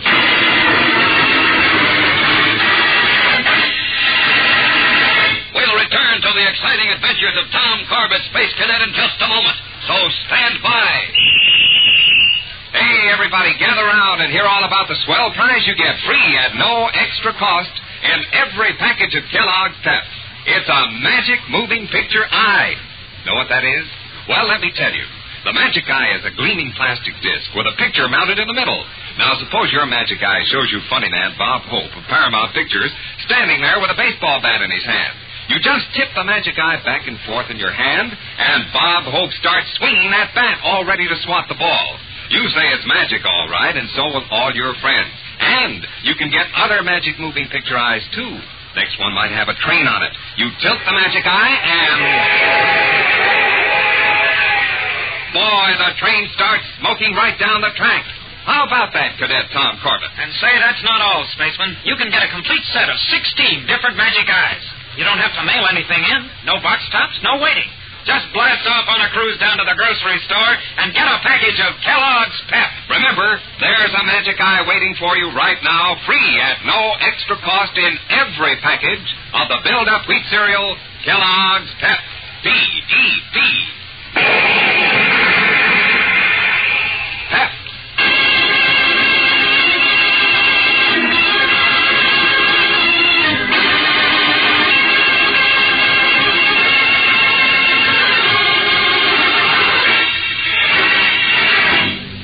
Forward in a mock attack on the cruiser, they trailed through space. Tom, Roger, and Astro were jubilant about their success until the other ship suddenly opened fire with real and deadly atomic warheads. Now, with the Polaris damaged, Astro unconscious, and their communications knocked out, Operation Hide and Seek is no longer a game, but a desperate struggle for survival.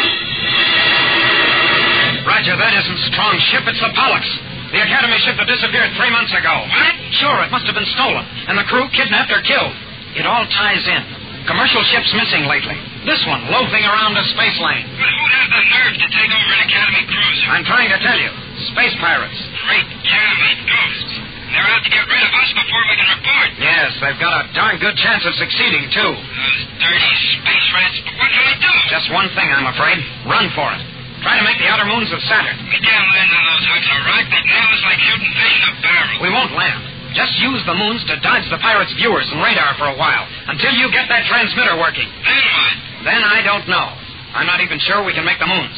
But it's the only chance we have, so full evasion course. Let's go!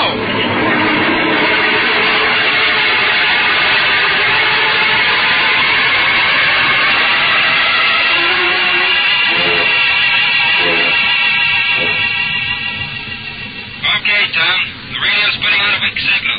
Now what? Now I want you to call Titan. Titan? What's the matter with you? You'd be giving our position away. Now, wait a minute. I'm going to be Titan. You? Listen, make your call full emergency. Then switch off. Change the circuit a little so it will sound different. Switch on again, and I'll answer from here. What are you going to... Will you stop asking questions? Just do as I say. Make that call. Okay. Here goes. Space Academy cruiser Polaris calling Titan Solar Guard Station. Polaris to Titan, emergency call. Over. Hold it. Now, Tom. Titan station to Polaris. All units being alerted for an emergency call. Go ahead, Polaris. Over. Okay, Roger. Make it sound good. We are under attack by space pirates and stolen Academy ship Pollux. Earlier attack temporarily knocked out our radio, now repaired. We are in full evasion course around outer moons. Can you send help? Over. Go ahead, Tom. Message received. Help on its way. 3 Solar Guard ships about to blast off. We'll knock those pirates right out of space.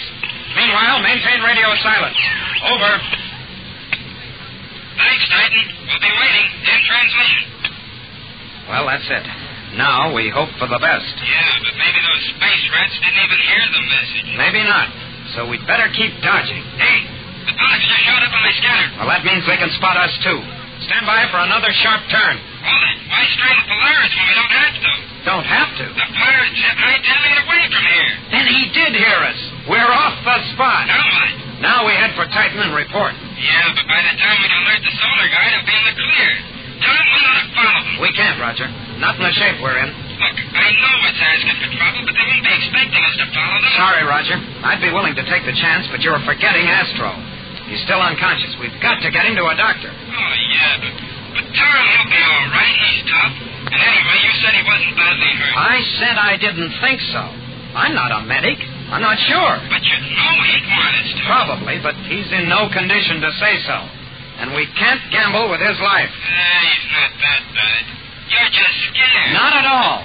I just stop to think sometimes. Now, let's have the course for Titan. But tell me...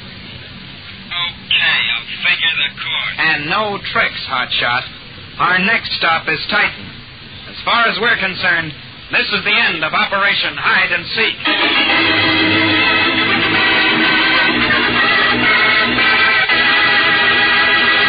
Don't miss the next action-packed episode with Tom Corbett, Space Cadet, when the crew of the crippled Polaris encounters the pirate ship again. And there is a battle to the death in Part 2 of Operation Hide and Seek. Tune in, same time, same station, for the next thrilling interplanetary adventure with Tom Corbett, Space Cadet. Brought to you by Kellogg's Pep, the build-up wheat cereal.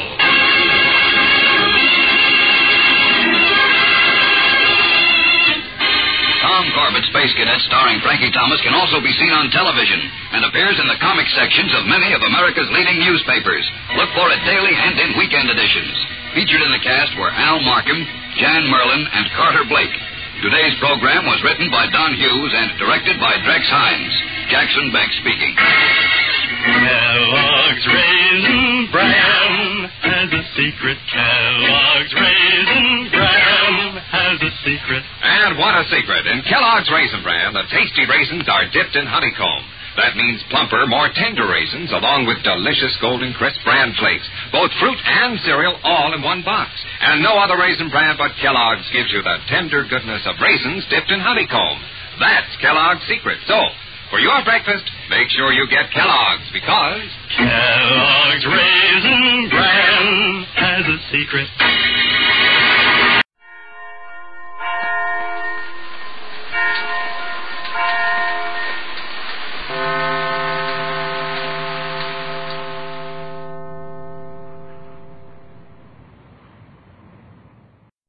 Suspense, which is usually heard at this hour on Thursday nights, is taking its customary summer holiday. Suspense returns to the air 2 weeks from tonight, on Thursday, September 1st.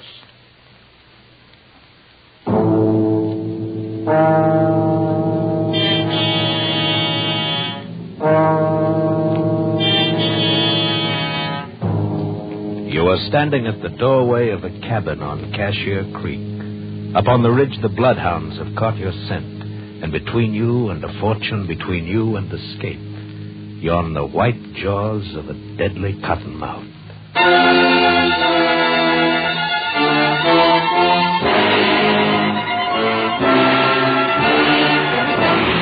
We offer you Escape, designed to free you from the four walls of today for a half hour of high adventure.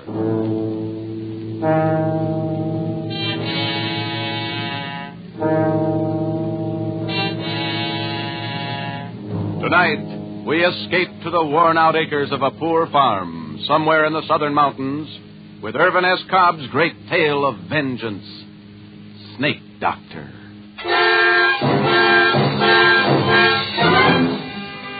Far back in the southern mountains, it's quiet and hot and lonely. One pine-scarred hill is very much like the next, and one winding creek differs little from another. The area through which Cashier Creek twisted was the same as all the rest, except for the snakes. Deadly, venomous, cottonmouths moccasins. There are probably more snakes along Cashier Creek than anywhere else. Most people lived in constant, deadly fear of these snakes, but there was one man who even seemed to like them. a man they called Snake Doctor. His cabin was near the creek bottom where the cottonmouths were the commonest, and he earned his meager living by rendering down their soft fats, bottling their oil, and selling it. Snake Doctor seemed harmless enough, but there was one man who believed he was a colleague of the devil, who hated him, because he wasn't afraid of the snakes. This man was Jafe Mourner, the Snake Doctor's nearest neighbor. Jafe was that dangerous kind of man who suspected, feared, and hated anything he didn't understand. And he understood neither cottonmouths nor the Snake Doctor. Jafe was ornery, ignorant, and shiftless. He'd rather shoot squirrels than chop cotton. He'd rather fish than hoe corn. And that's what he's doing now.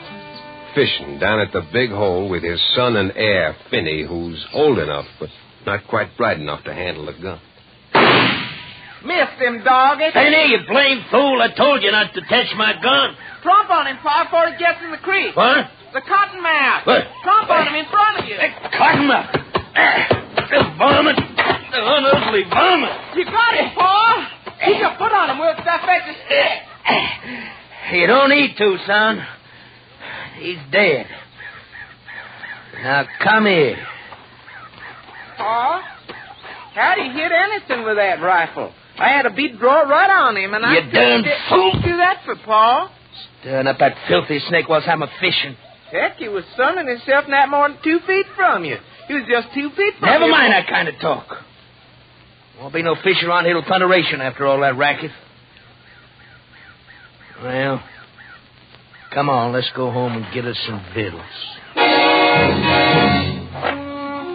Jafe Mourner tossed his bait can into the creek and threw a stick after it. He stood there watching the stick drift slowly toward the big hole where the creek widened behind a jam of driftwood. Jafe watched as the eddy caught the stick and sucked it beneath the dam. Jafe was curious. He moved downstream a rod or two and waited, watching the water boil up from under the driftwood. But the stick didn't come up. That was strange. It must have caught under there in a tangle of water-soaked and sunken logs. Probably it'd stay there for months. Perhaps stay there always. Let's get some victuals, Pa. Jafe thought about this, and an idea began to form in his slow mind as he and Finney started for home. How much oil you reckon's in this, and Pa? Daddy? What you jawing about? This old cottonmouth. How much oil you reckon? Throw it down. Throw it down? Why for? I'm going to... Throw it down like I say. Oh? I was aiming on rendering the old cottonmouth fat like the Snake Doctor does. I was going to sell it and make myself some money. I don't like the squirming things around me. But it's dead. Leave it where it dropped. You scared on cottonmouths, Pa? I know better than to get myself bit by them. Tip Bailey knowed a fella got himself bit once. Wearing a drap of liquor for miles. So he goes to work and he cuts open a live chicken. And he put on his leg where the bite was. Fella lived, too. Reckon Mr. Rives ever gets himself bit? I mean, handling cottonmouths like he does? Who? Mr. Rives. Who? Mr. Rives. That's old Snake Doctor's real name. Ma says I oughtn't call him Snake Doctor. Never mind what your ma says. Nobody in my family's calling no snake-loving scum Mr. Rives. Heck, that's what I say. All right. Could have made myself some money rendering that cottonmouth fat down in the oil. How much you reckon old Snake Doctor makes out in oil he sells? I don't know. Tip Bailey says old Snake Doctor's got more than $1,000 hid away somewhere in his cabin. More than that, most likely. Cussed old miser don't spend nothing. Ain't got nothing save that rack of bones mare of his. Tip Bailey says whenever old Snake Doctor sets foot out in his place, he's got the granddaddy of all cottonmouths that he leaves out in the cabin to stand guard over his money. Yeah. Tip Bailey says he'd see old Snake Doctor put him in his pocket. Live ones, too. Snake Doctor ain't fitting to be live himself. Ma says he ain't so bad. Says he don't mean nobody harm. Your ma better be careful who she's associating with. She says he just don't have good sense. Had the fever too much. Daddy, you ever been in Snake Doctor's place? I don't have nothing more than I have to do with that snake-loving hoodoo.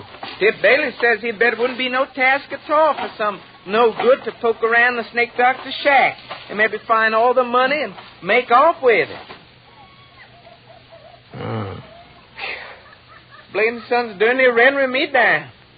Look at my hair. Full of sweat. Look, Daddy. See? Full of sweat. Darn near a guard full of sweat come off. Why turning down that way, Pa? Coming on noon, dinner be most ready.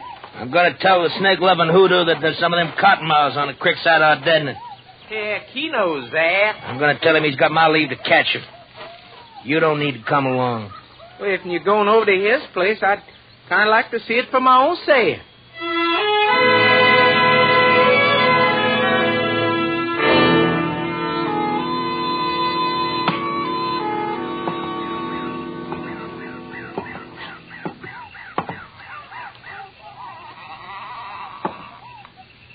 Go on in, Pa. He ain't at home. Elsewise, he'd have showed himself by now. I reckon. Can you see any snakes? I told you to keep an eye out for her. I bet it's in one of them chinks, Pa. Pa, I bet the money's in one of them. I ain't looking for no money. Must be a dang snake itself, living in a place like this. I know you ain't looking for any money, Pa, but if and you was, wouldn't you look at that chink right up there? Where? Right there, second log by the fireplace on the right. You see that there hole? Yeah. I reckon I would look up there. Since we're here... I might as well see for myself. Pa, I wouldn't be a mite surprised if old Snake Doctor had him... Pa?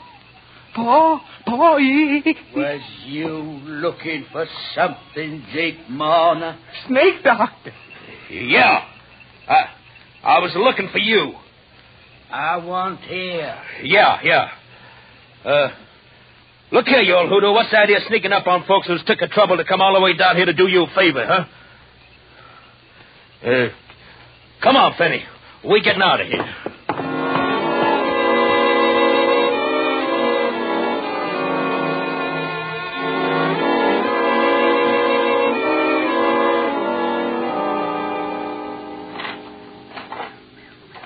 Yes, sir. Like as not, they had a dang old moccasin squirching around in his pocket while she was talking to you.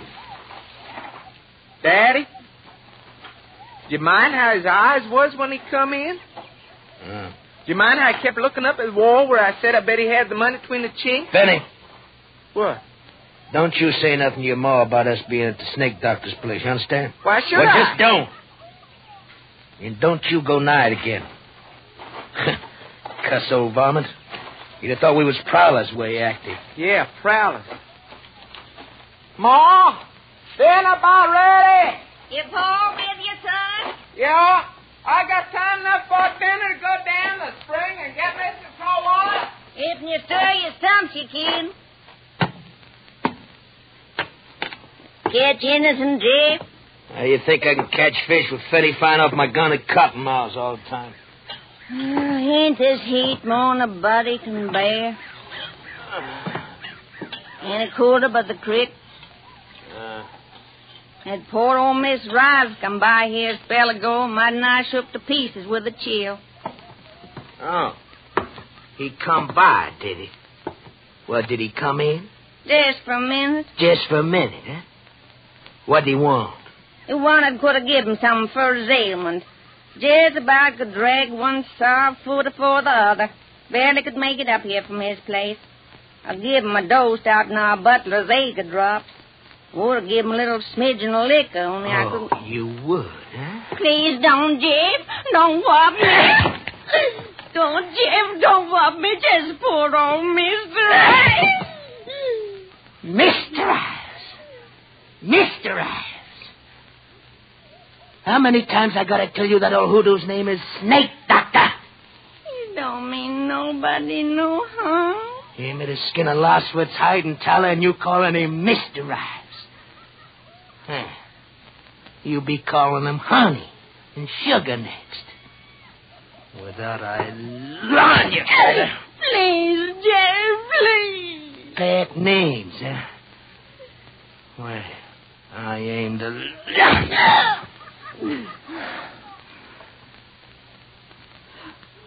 What's his name now? Well? What's your poor Mr. Rives' name now? Snake Doctor.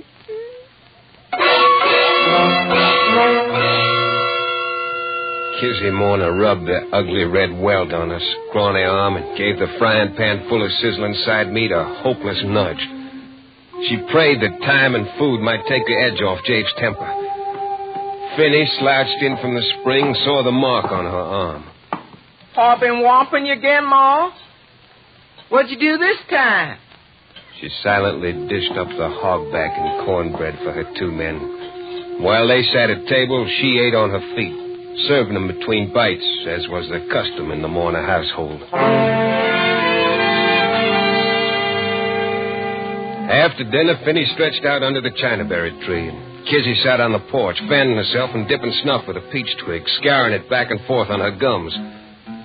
Jafe took his ease on the floor of the back room, but he didn't sleep.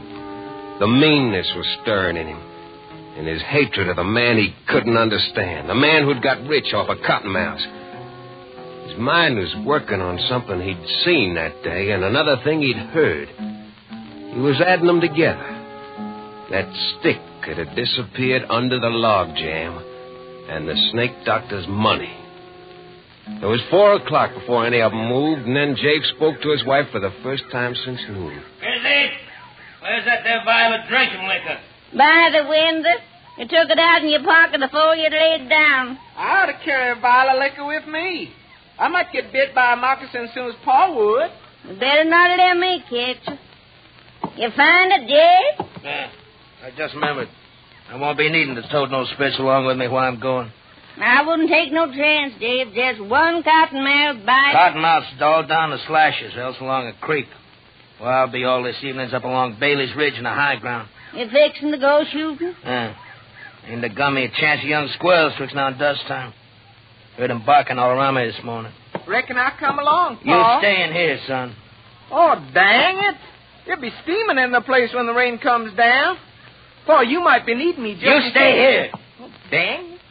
Kizzy, you set me up a snack of cold supper on the chef. Likely I won't get back till it's plumb dark.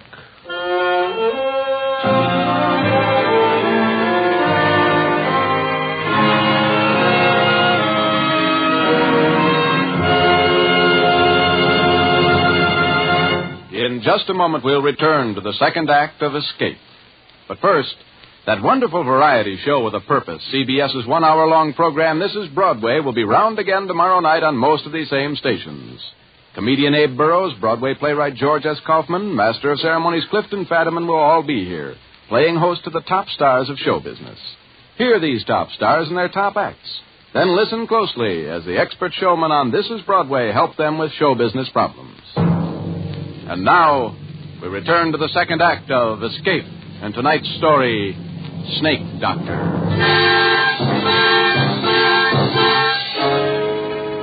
Jafe Morna turned north through his struggling corn rows, and in a minute he was lost from sight. He kept on for nearly a mile till he came to a wild red mulberry tree. Where there are mulberries, there are bound to be squirrels. Very neatly, he shot 2 young grays right through the head. But Jafe was a master marksman. And unsuspected by any who knew him, Jafe had another quality. One that made him more dangerous than the rest of his kind. Jafe had an imagination. Today it was in excellent working order. He tied the brain squirrels together and swung them over his shoulder. If needed, they'd be his alibi. And then he sat down under a tree for a while.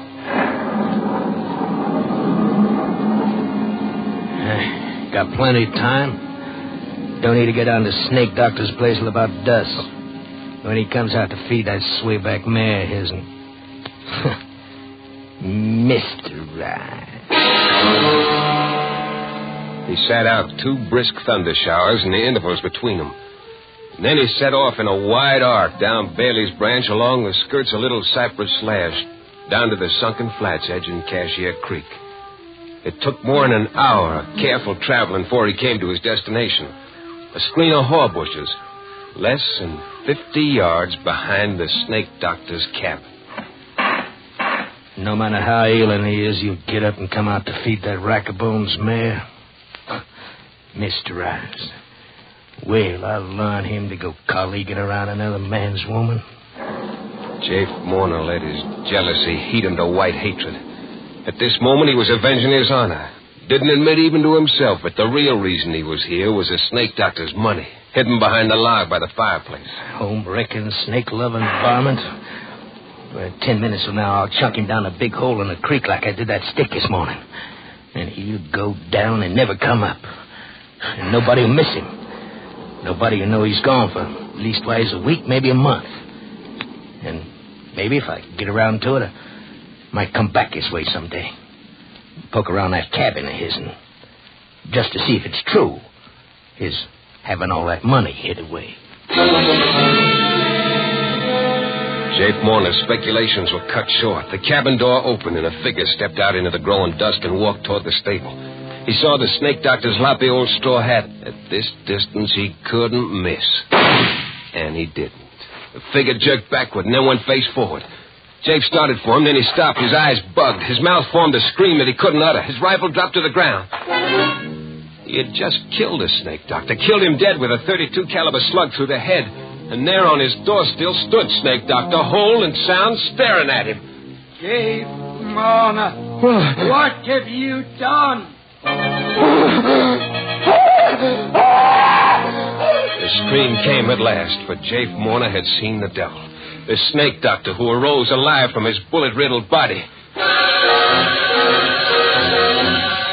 Jafe whirled and ran into the deep, darkening woods, whimpering like a whipped puppy as he tore through the brush. Escape. He must escape this thing. He must get under the shelter of a sound roof. He must have the protection of four walls around him. He ran and ran for hours. It was close to midnight when he came out on a dirt road a short distance southeast of his own land. Beyond the next bend, he'd be in sight of home. And then he stopped. Around the bend, coming toward him, was a joggling light, a lantern hanging on a buggy. Jake flattened himself in a clump of brush to hide until the traveler passed. And then, just as the rig was opposite him, he heard a call coming from the other direction. Who's there? Who's shouting? Oh, there. Oh, steady, boy. Me, Davis Ware. That you, Tip Bailey? Yes. Hope you're there from the junction. Tolerable tired.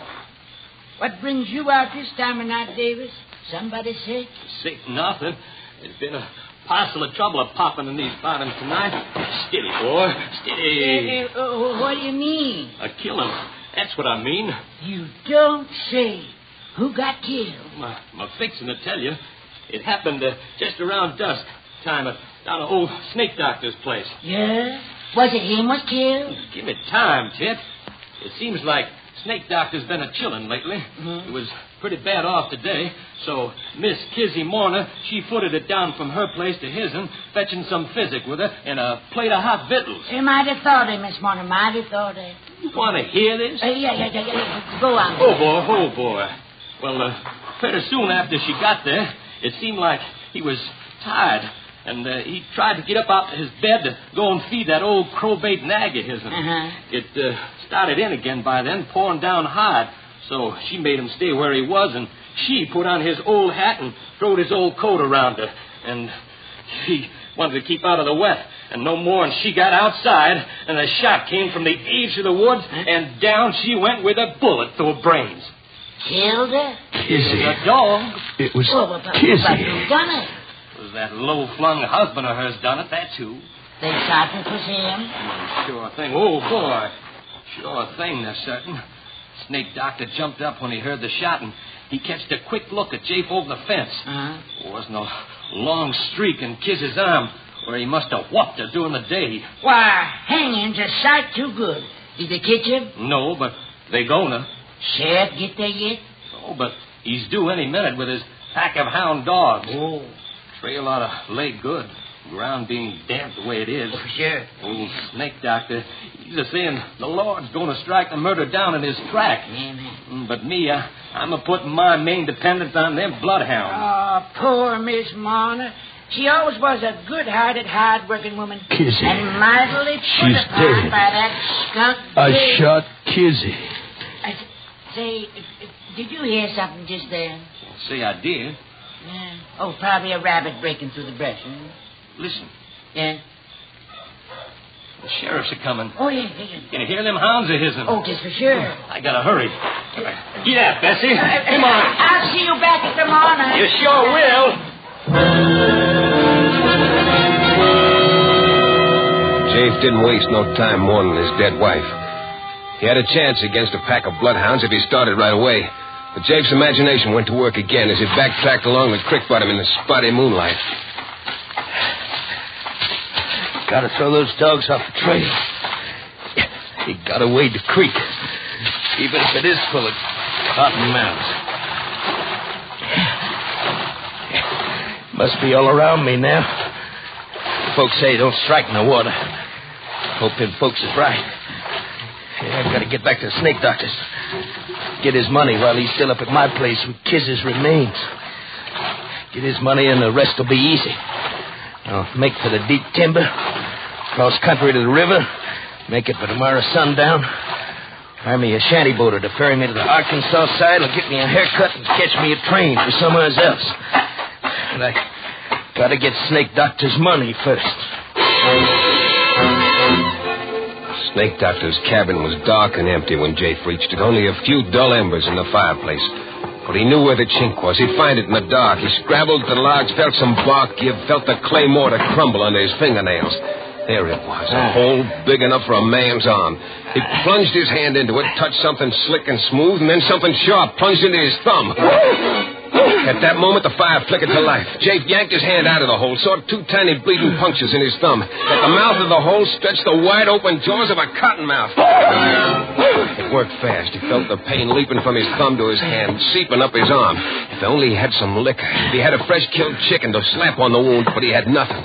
Then a sharp, horrible pain wrenched his heart, and then a second. And there in the firelight, the huge cottonmouth poised in its crevice. Jafe leaped out of the shack, started blindly for the timber.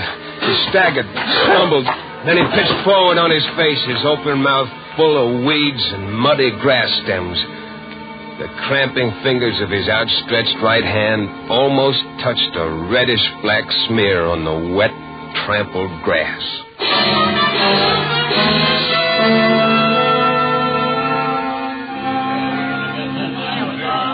Good riddance, by gravy. I'd call it that, wouldn't you, Doc? I reckon there's a sort of rough justice in the way he died. Look, his hand reaching out, just about touching the blood where his woman fell.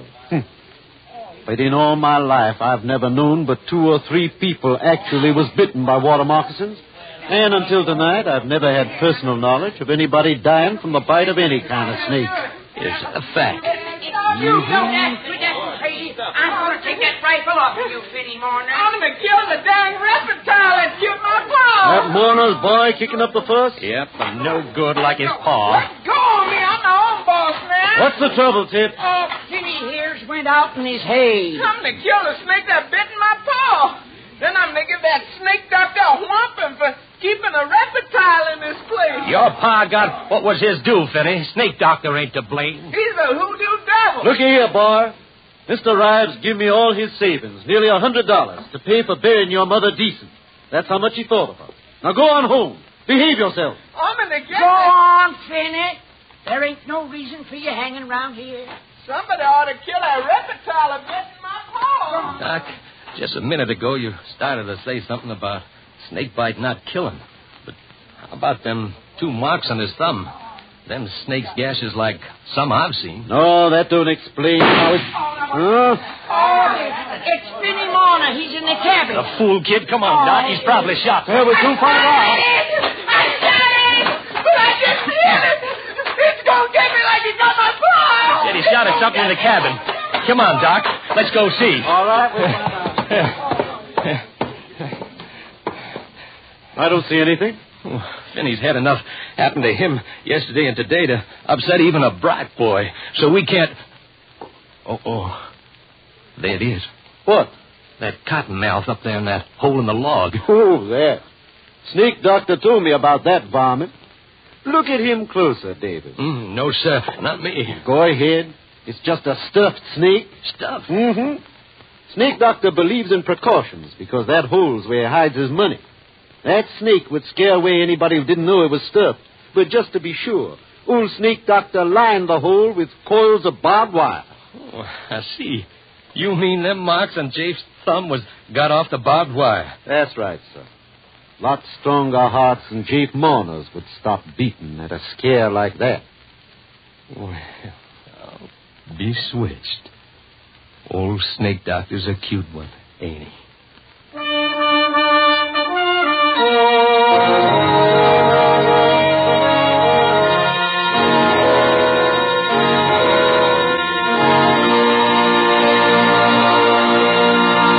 Escape, produced and directed by Norman MacDonald. Tonight brought you Snake Doctor by Irvin S. Cobb, adapted for radio by Fred Howard, starring Bill Conrad as Jafe with Paul Frees as Finney. Featured in the cast were Ira Grossell as the narrator, Bill Lally, Ruth Parrott, Wilms Herbert, and Edgar Barrier.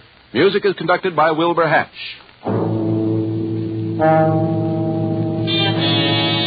Next week, you are groping through the midnight dimness of a gigantic department store, and suddenly you realize that 100 eyes are staring at you from the shadows, and 100 hands are reaching for your throat, and your most urgent desire is to escape.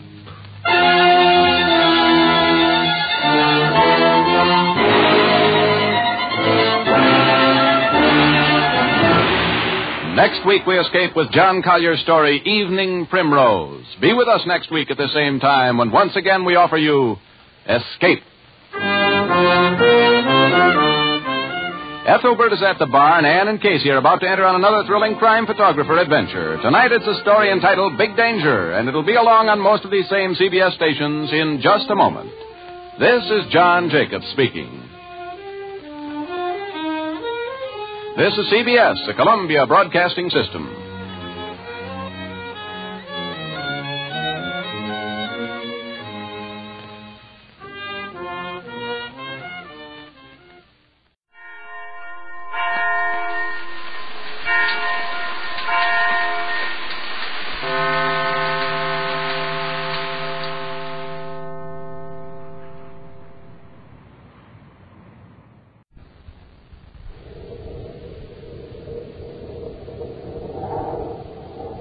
Rice Chex and Sweet Chex, the bite-sized cereals in the red and white checkerboard packages, present Space Patrol! High adventure in the wild, vast reaches of space. Missions of daring in the name of interplanetary justice. Travel into the future with Buzz Corey, Commander-in-Chief of the Space Patrol! In today's transcribed Space Patrol adventure, Buzz is trying to rescue Happy from a cavern on Neptune. As he hurries toward the Cadet, a strange sound echoes in the cavern. Hap, what's that? Just one of Polidor's tricks. He's trying to scare us with sound. Sorry. You're only a few yards from the Cadet, and I am on another planet. But what? You'll never reach him. Commander, look out! The gate's closing! Happy! It's no use, Commander. You're both my prisoners. We'll be back in a moment with today's exciting Space Patrol adventure, The Cavern of Fear. Cadet Happy! Yeah? Cadet Happy! Yeah? Who's there? Oh, smoking rockets. It's a walking, talking totem pole. Nope, no totem pole. Me, wearing all three of my Man from Mars totem heads, stacked one on top of the other. Space patroller with all these totem heads, you look about 8 feet tall. And I could see you, and you couldn't see me. That's magic forward vision. And every totem head has a special secret vision place that lets you see out, but nobody see in. Say, gang, have you got any of these king totem heads yet? They're more than 12 inches high from head to shoulders. Your identity is a complete secret. And those neat colors, red and yellow, green and black. A weird face in front with fang teeth, flop ears, and a beak-like nose. Got a fantastic face in back, too. Put it on, and you're coming and going at the same time. Remember, with your totem head, you can see out, but nobody else can see in. That's magic forward vision. Man, oh, man, it's terrific. Get a lot of totem heads, and you can be a walking, talking totem pole. Like my pal here. It's easy to get him, too. And send for yours today. For every Man from Mars totem head you want, send a rice check or wheat check box top, together with your name and address, and 25 cents in coin to Space Patrol, Box 686, St. Louis, Missouri. Don't forget your 25 cents. That's Space Patrol, Box 686, St. Louis, Missouri. Now today's Space Patrol adventure, the Cavern of Fear. Exactly 7 minutes after the report of the robbery, Commander Corey and Cadet Happy were in Division A of the Express Office of the Paris Police Force. That anyone could successfully carry off a robbery in Division A was incredible. For 15 years, Sam Grady had observed the formal security regulations as chief agent of Division A, observed them faithfully, but without the slightest suspicion that anyone would dare to violate them. Yet here is Sam Grady, his head still throbbing from an aching blow, face to face with the Commander-in-Chief of the Space Patrol, trying to explain a robbery that just couldn't happen. All right, Grady, let's go over it once more. Everything was all right at your check-in time at $2,200. You came in here and opened the safe. That's right, Commander. I took the package of Zyklon pistols out of the safe. All right. You had the package. You closed the safe. You checked the code book. I started out of this room to give the package to Lieutenant Briggs. As I got to the door, I heard this voice. A voice here in the room? Yes, it was a big boom voice. What did the voice say? Do you recall? Well, this doesn't make sense, but I thought it said, "Have you forgotten something?" It was a thought that might have been in my own mind at the time. I'm very conscious of security regulations, you know, so I turned back. Did you see anyone? Not then. But as I walked back toward the safe, I was suddenly aware of a movement behind me. It seemed like there were 2 men in the room, and as I turned, one of them slugged me. That's all I remembered until I heard the officer in charge standing over me, shaking me. And by then, these men had disappeared with the Zyklon crystals. Yes. Well, Commander, this voice booming, it sure sounds like Polidor to me. Polidor? He's behind several major robberies. By some means, he's able to project his voice to direct members of his gang. Whatever this device is, it enables Polidor to see and hear as well as project his voice. Unless we grant Polidor magic powers, this device has to be planted at the scene of crime by human agents. I don't see how any device could be hidden in here, in Division A. And yet that voice, it was so full and powerful. I'll check behind these files, Commander. Maybe there's just a minute, Happy. Come here. Yes, sir? It's that on your shoulder, that white powder. Smoking rockets, and I just had this uniform cleaned. Wait, don't brush it off. Whatever it is must have dropped in your tunic since we came in this room. Grady, I want you to come along with us to headquarters for a brainograph test. Why, sure, Commander. I'll do anything I can to cooperate. We'll get to the lab, have that powder in the uniform analyzed. Maybe it's a food or Polidor, maybe not. We won't know until we grab it our date. Date? I'll tell you about it later. Come on, let's get to headquarters.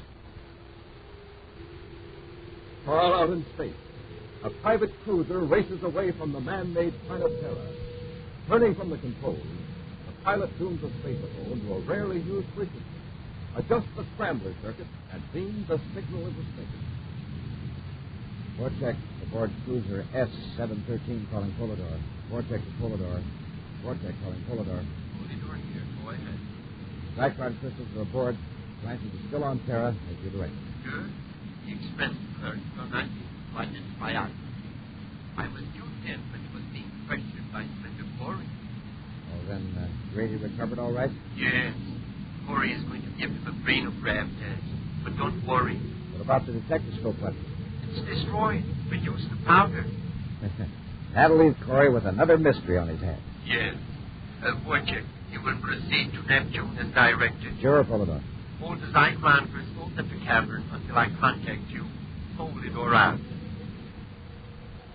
In Commander Corey's central office at Space Patrol headquarters, Buzz and Happy are examining the results of the brainograph test on Sam Grady, express agent of Division A. Well, one thing's sure. Grady wasn't in on the job. No, everything he told us was the truth. He wasn't even guilty of carelessness. Polidor's men had everything figured down to the last detail. Say, Commander, what about that powder on my jacket? The lab's still working on it, but I have a preliminary report. Powder is composed of several different elements, materials that might be used in electronics equipment. Then Polidor must have had some gadget fastened to the ceiling. The gadget he projects his voice from. Mm-hmm. Also, it apparently acts as a viewscope and sound detector as well as a reproducer. It sure must be a compact device. Judging from the amount of powder, the whole thing couldn't have been much larger than a coin. Or some of the material may have been completely vaporized. Or telling a jacket was just gas. Yeah, but how was it destroyed? Possibly by a vibration. And Polidor heard me tell you to search the room. He may have transmitted a frequency that precipitated the device. I'd sure like to know who planted it then. Say, back in Division A, you mentioned something about a trap for Polidor. How are you going to work it? Already in operation, Pat. A group of businessmen are holding an important meeting in the green room at the Terra Hotel. Discussing a financial matter I'm sure Polidor will be very interested in. The shipment of 1 million credits to the Saturn Trust Company. The green room? But that's supposed to be spy-proof. Exactly. Behind the walls, floor, and ceiling is an electronic jamming device that would garble any recording or secret picture. Even this gadget of Polidor's? But if Polidor succeeded in planting his gadget in the green room, it would be working. Have the jamming device disconnected. Polidor will hear everything that goes on in that room. How can we be sure that he heard about the meeting? I've arranged for some carefully planted leaks. If Polidor's spy set up, he should have picked up our planted information. Million credit bait. That ought to lead Polidor into a trap, all right. It's nearly 1,400 hours, Hap. The meeting in the green room ought to be breaking up soon. When everyone leaves, we'll search the conference room. On the top floor of the luxurious Terra Hotel, Buzz and Happy wait unobtrusively at the end of the corridor as 10 important business leaders file out of the green room. As the group steps into an elevator, Buzz touches Happy's arm. It's clear, Hap. Come on. Commander, I think that last man saw us. I'm pretty sure he recognized you. I know he did, Hap. That was Nelson Cavern, chairman of the meeting. He's the only man in that group who knows we're setting a trap for Polidor. Go on in, Hap. Hey, this is some room. Look at the size of that conference table. We'll check this switch, and we'll search the room. Switch? Protective system was turned off during the meeting. Give Polidor an earful. Then when Kettering left, he turned it on. Oh, I get it. So Polidor couldn't hear us or see us while we're searching the room. We'll start a systematic search. We'll check every square inch of the walls and ceiling. It'd be pretty hard to conceal anything in this room. The walls are smooth and plain. Hap, look up at the ceiling. You see anything up there? No, sir. Look close, right in the center, directly over the table. I still don't see. Oh, yeah. A small round thing. I can barely make it out. You put one of these chairs on the table, have you? You can get a closer look. Sure, sir. Here, I'll give you a boost. Something like a large button. You want me to see if I can pry it loose? Here, Hap, take this metal box. It's electronically shielded like the conference room. You get that button down, drop it in the box. Yes, sir. Now hold the box right under it so the gadget will remain in a strong shielding field. It's coming loose, Commander. I got it. Hand me the box, Hap. Yes, sir. All right. Let's get back to headquarters and have the lab analyze this thing. We get to headquarters, we'll have a check made on everybody here at the hotel who has access to the conference room. Yeah. Might give us a lead on who planted that gadget. Help! Help! Gentlemen, can you help me? What's the trouble? It's my partner. I was sent up here to help him clean one of the rooms. There he was, laying on the floor of the janitor's supply room. I'll pull. Come on, Hap. Must have dropped a bottle of cleaning solvent. Fumes got him. Here, right in here. See, there he is. Wow. No wonder he passed out. That stuff burns my lungs. I hope we're not too late. You hold the door open. Hap, let's drag him out in the corridor where he can get some fresh air. Yes, sir. I'll take his feet, Commander. I ask you to hold that door open. Get your hands up, both of you. Uh-oh, Commander. Isn't a ray gun rather odd equipment for a janitor to carry? I cut the chatter. Hand over what you took out of the conference room. What makes you think we took anything out of the room? I watched you go in and I watched you come out. Now hand over that box. Come on, or you'll get what that guy got. All right. Here you are. It's being smart, boy. Now don't try anything. I'm watching. Take a look in this box. Well, you found it, huh? Thanks, Corbett. You saved me a lot of trouble. I just put the detectoscope button in my pocket. Wait, I should hold the button up. Polidor. Well, pouring into Cadet. They found a button in the conference room, Polidor. Where are you now? In the janitor's supply room of the Terra Hotel. We took care of the real janitor with the ray gun and borrowed a spare uniform from his locker. Thank you. Yes, Polidor. You're on the top floor of the Terra Hotel? Yeah. Good. I noticed a window in the rear of the room. Use the ray gun and hurry the Cadet. Then shove them out the window. A 30-story drop, Commander, and you'll be out of my life for good. We'll return to Space Patrol in just a moment. A spook from outer space. Or an Indian from a reservation on Mars. Or a mystery man from another solar system. Yes, sir, Space Patrollers. You could be any one of those weird characters when you're wearing a Man from Mars totem head with Magic Forehead Vision. That's the special secret vision plate every totem head comes equipped with. So you can see out, but nobody else can see in or know who's wearing the Man from Mars totem head. And to make sure your identity is a complete secret, it's more than 12 inches high. Colors that are out of this world. Red and yellow, green and black. Remember, you see out. Nobody sees in with Magic Forehead Vision. Fantastic fun. You can have it with a Man from Mars totem head. Get one. Get as many as you like and wear them all. Stacked one on top of the other. For every totem head you want, send a rice check or wheat check boxcar, together with your name and address and 25 cents in coins to Space Patrol, Box 686, St. Louis, Missouri. Don't forget your 25 cents. That's Space Patrol, Box 686, St. Louis, Missouri. Offered only in the USA and may be withdrawn at any time. Now, back to our Space Patrol adventure, the Cavern of Fear. Buzz and Happy have been lured into a janitor's supply room on the top floor of the Terra Hotel by Blanchard, one of Polidor's confederates. Holding the Space Patrollers at gunpoint, Blanchard removed the detectascope button from a shielded box, enabling Polidor in some remote and unknown place of security to see and hear everything in the room. Polidor had ordered Blanchard to use the ray gun on Buzz and Happy, and then thrust their unconscious forms through the window 30 floors above the street. All right, Corey. You heard what Polidor said. I think I'll take care of you first. You're making a mistake, Blanchard. Why should you run all the risks through Polidor's dirty work? Go on, Blanchard. He's just calling. Let him have it. Okay, Polidor. What's that? It's just the intercom on the wall. Blanchard, look out! I'll take that gun, Blanchard. Hey, that was a beauty, Commander. Here's Blanchard's ray gun. Now, where's that detectascope? Well, Blanchard had it in his left hand. It's probably clenched in his fist. I'll get it. It's too late. Nothing but fine powder. Polidor set off a disintegrator impulse when he saw his boy was in a jam. Hap, I'll answer the intercom. You check on the real janitor. I think he's starting to come around. We'll take Blanchard to headquarters. By the time Blanchard is brought into Commander Corey's office at headquarters, he has expressed himself as being willing to cooperate. He sits rubbing his bruised jaw as Buzz questions him. Okay, Blanchard. Have you ever seen this Polidor? No. I don't know of anybody who has. Can you give me the names of any of Polidor's agents? You might as well tell me now, Blanchard. We can put you under the brainograph, you know.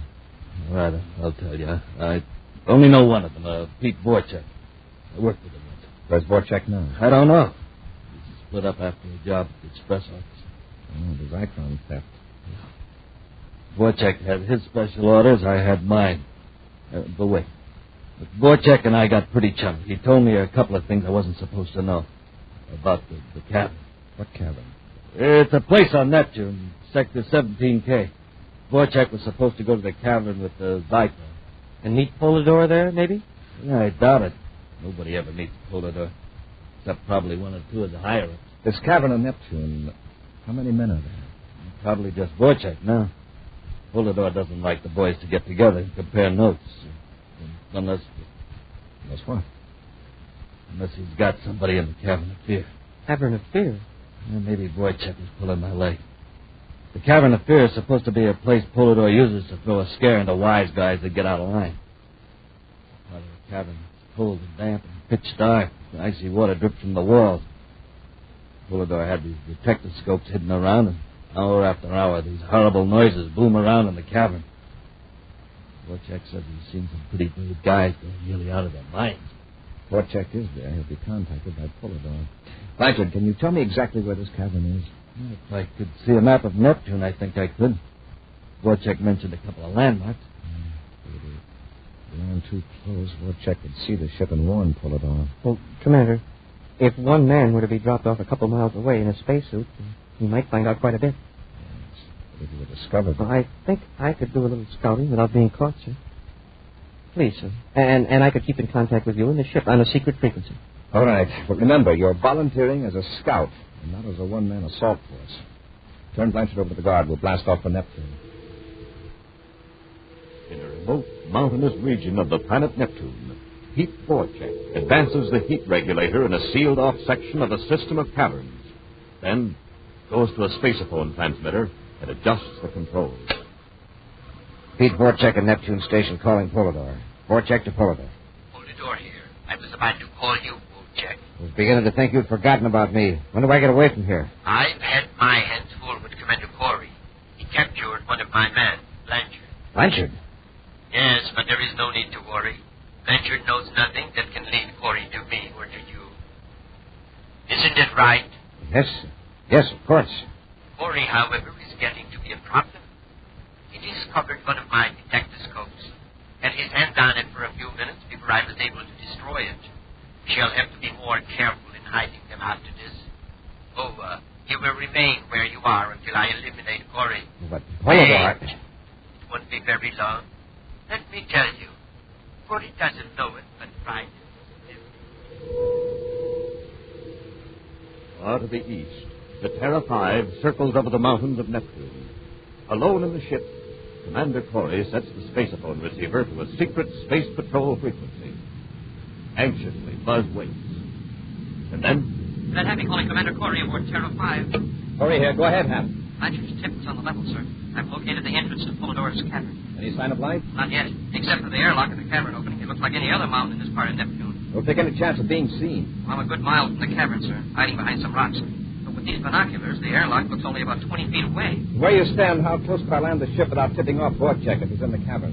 Well, there's a ridge to the north about 2 miles from here.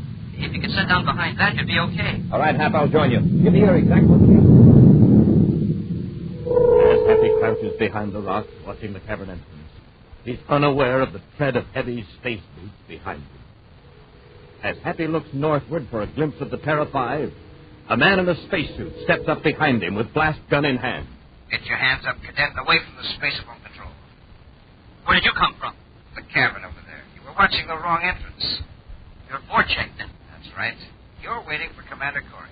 Suppose you picked up our secret frequency. Oh, no. Simpler than that. One of Polidor's men managed to plant a detectoscope in the Terra 5. Polidor heard the commander talking to you and tipped me off. Now get moving. Now, look, the commander will be landing in a few minutes, and if you know what's good I'll for you... take care of him later. Polidor wants me to make you comfortable in the Cavern of Fear. Now start walking. Entering the airlock, Happy is forced to walk for hundreds of yards through the winding passage of the cavern.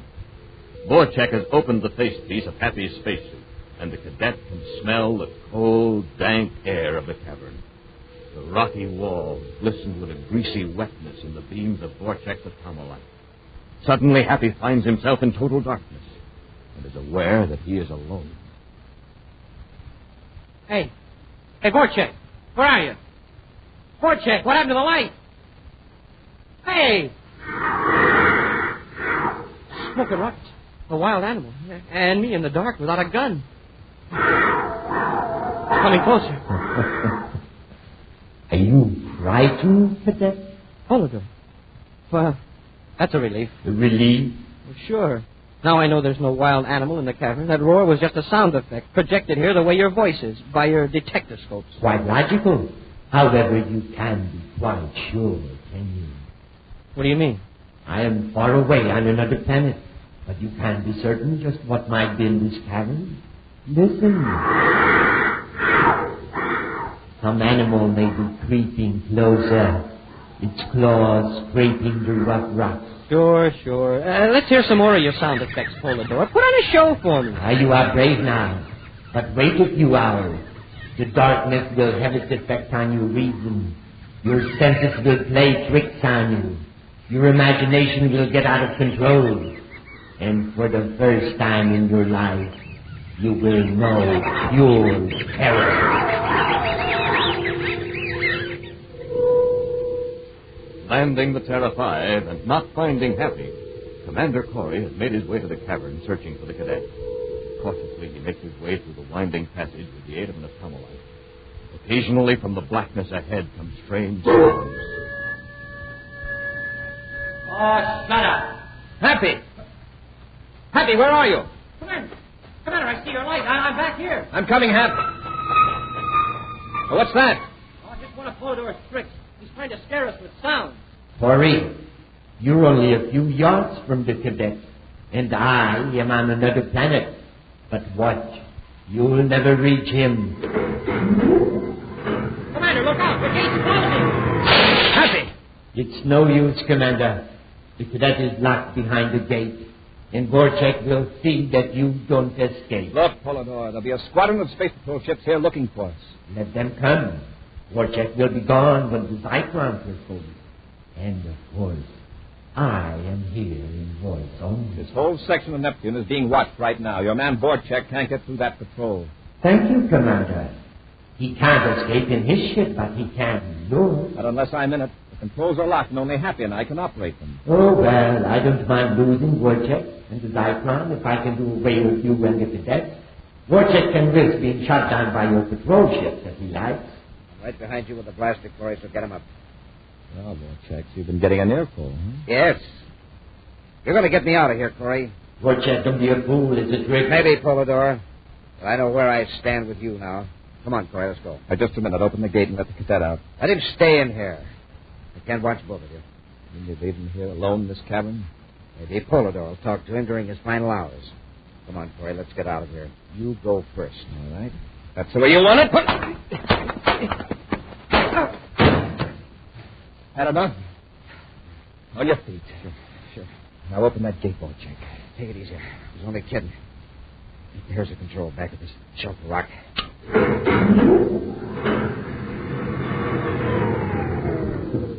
Commander! You okay, Hat? Oh, yeah. Oh, great. Hey, you've got Vorchek. He's riding back with us. Too bad we can't include Polidor. Did he give you a rough time? Oh, he sure did. I didn't mind the bats and the leopards, but one sound really had me scared. I figured I was really off my rocker. What was it? Well, it was so real I could almost feel it rubbing up against me, even through my spacesuit. Rattlesnake? No, it was... Hey, I thought I heard it again. Just now. Look down at your feet. It's smoking rockets. A kitten. And it's real. Hap, don't tell me you're afraid of cats. Oh, no, sir. Not when they're real. But these imaginary cats that aren't there, I can't stand the sight of them.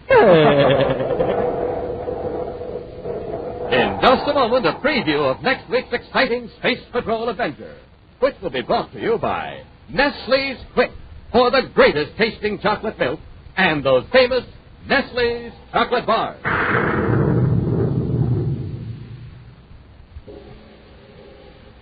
Who is the man from Mars? Who's in that weird, spooky totem head with a face in front and another in back? Fellas and girls, it can be you. Yes, you can have this sensational totem head with magic forehead vision. Imagine, when you wear your totem head, you can see out, but nobody can see in. That's right. Magic forehead vision works only for you. When you're in that totem head, you can fool your best friend. Even your mom won't know it's you. It's easy to get your totem head because you drink that super wonderful, extra delicious Nestle's Quick, don't you? Sure.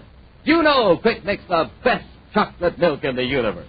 Well, just send the lid from the can of Nestle's Quick or a tracing of the front of the label, together with your name and address and 25 cents to Space Patrol, Box 686, St. Louis, Missouri.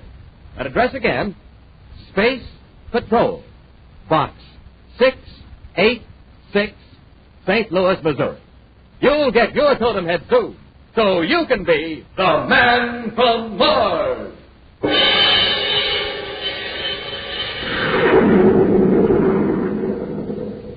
Now a preview of next week's exciting Space Patrol adventure. Buzz and Happy, are aboard the Terra 5, preparing to fight off an attacking robot ship. Fire stern torpedo 1. Fire 1.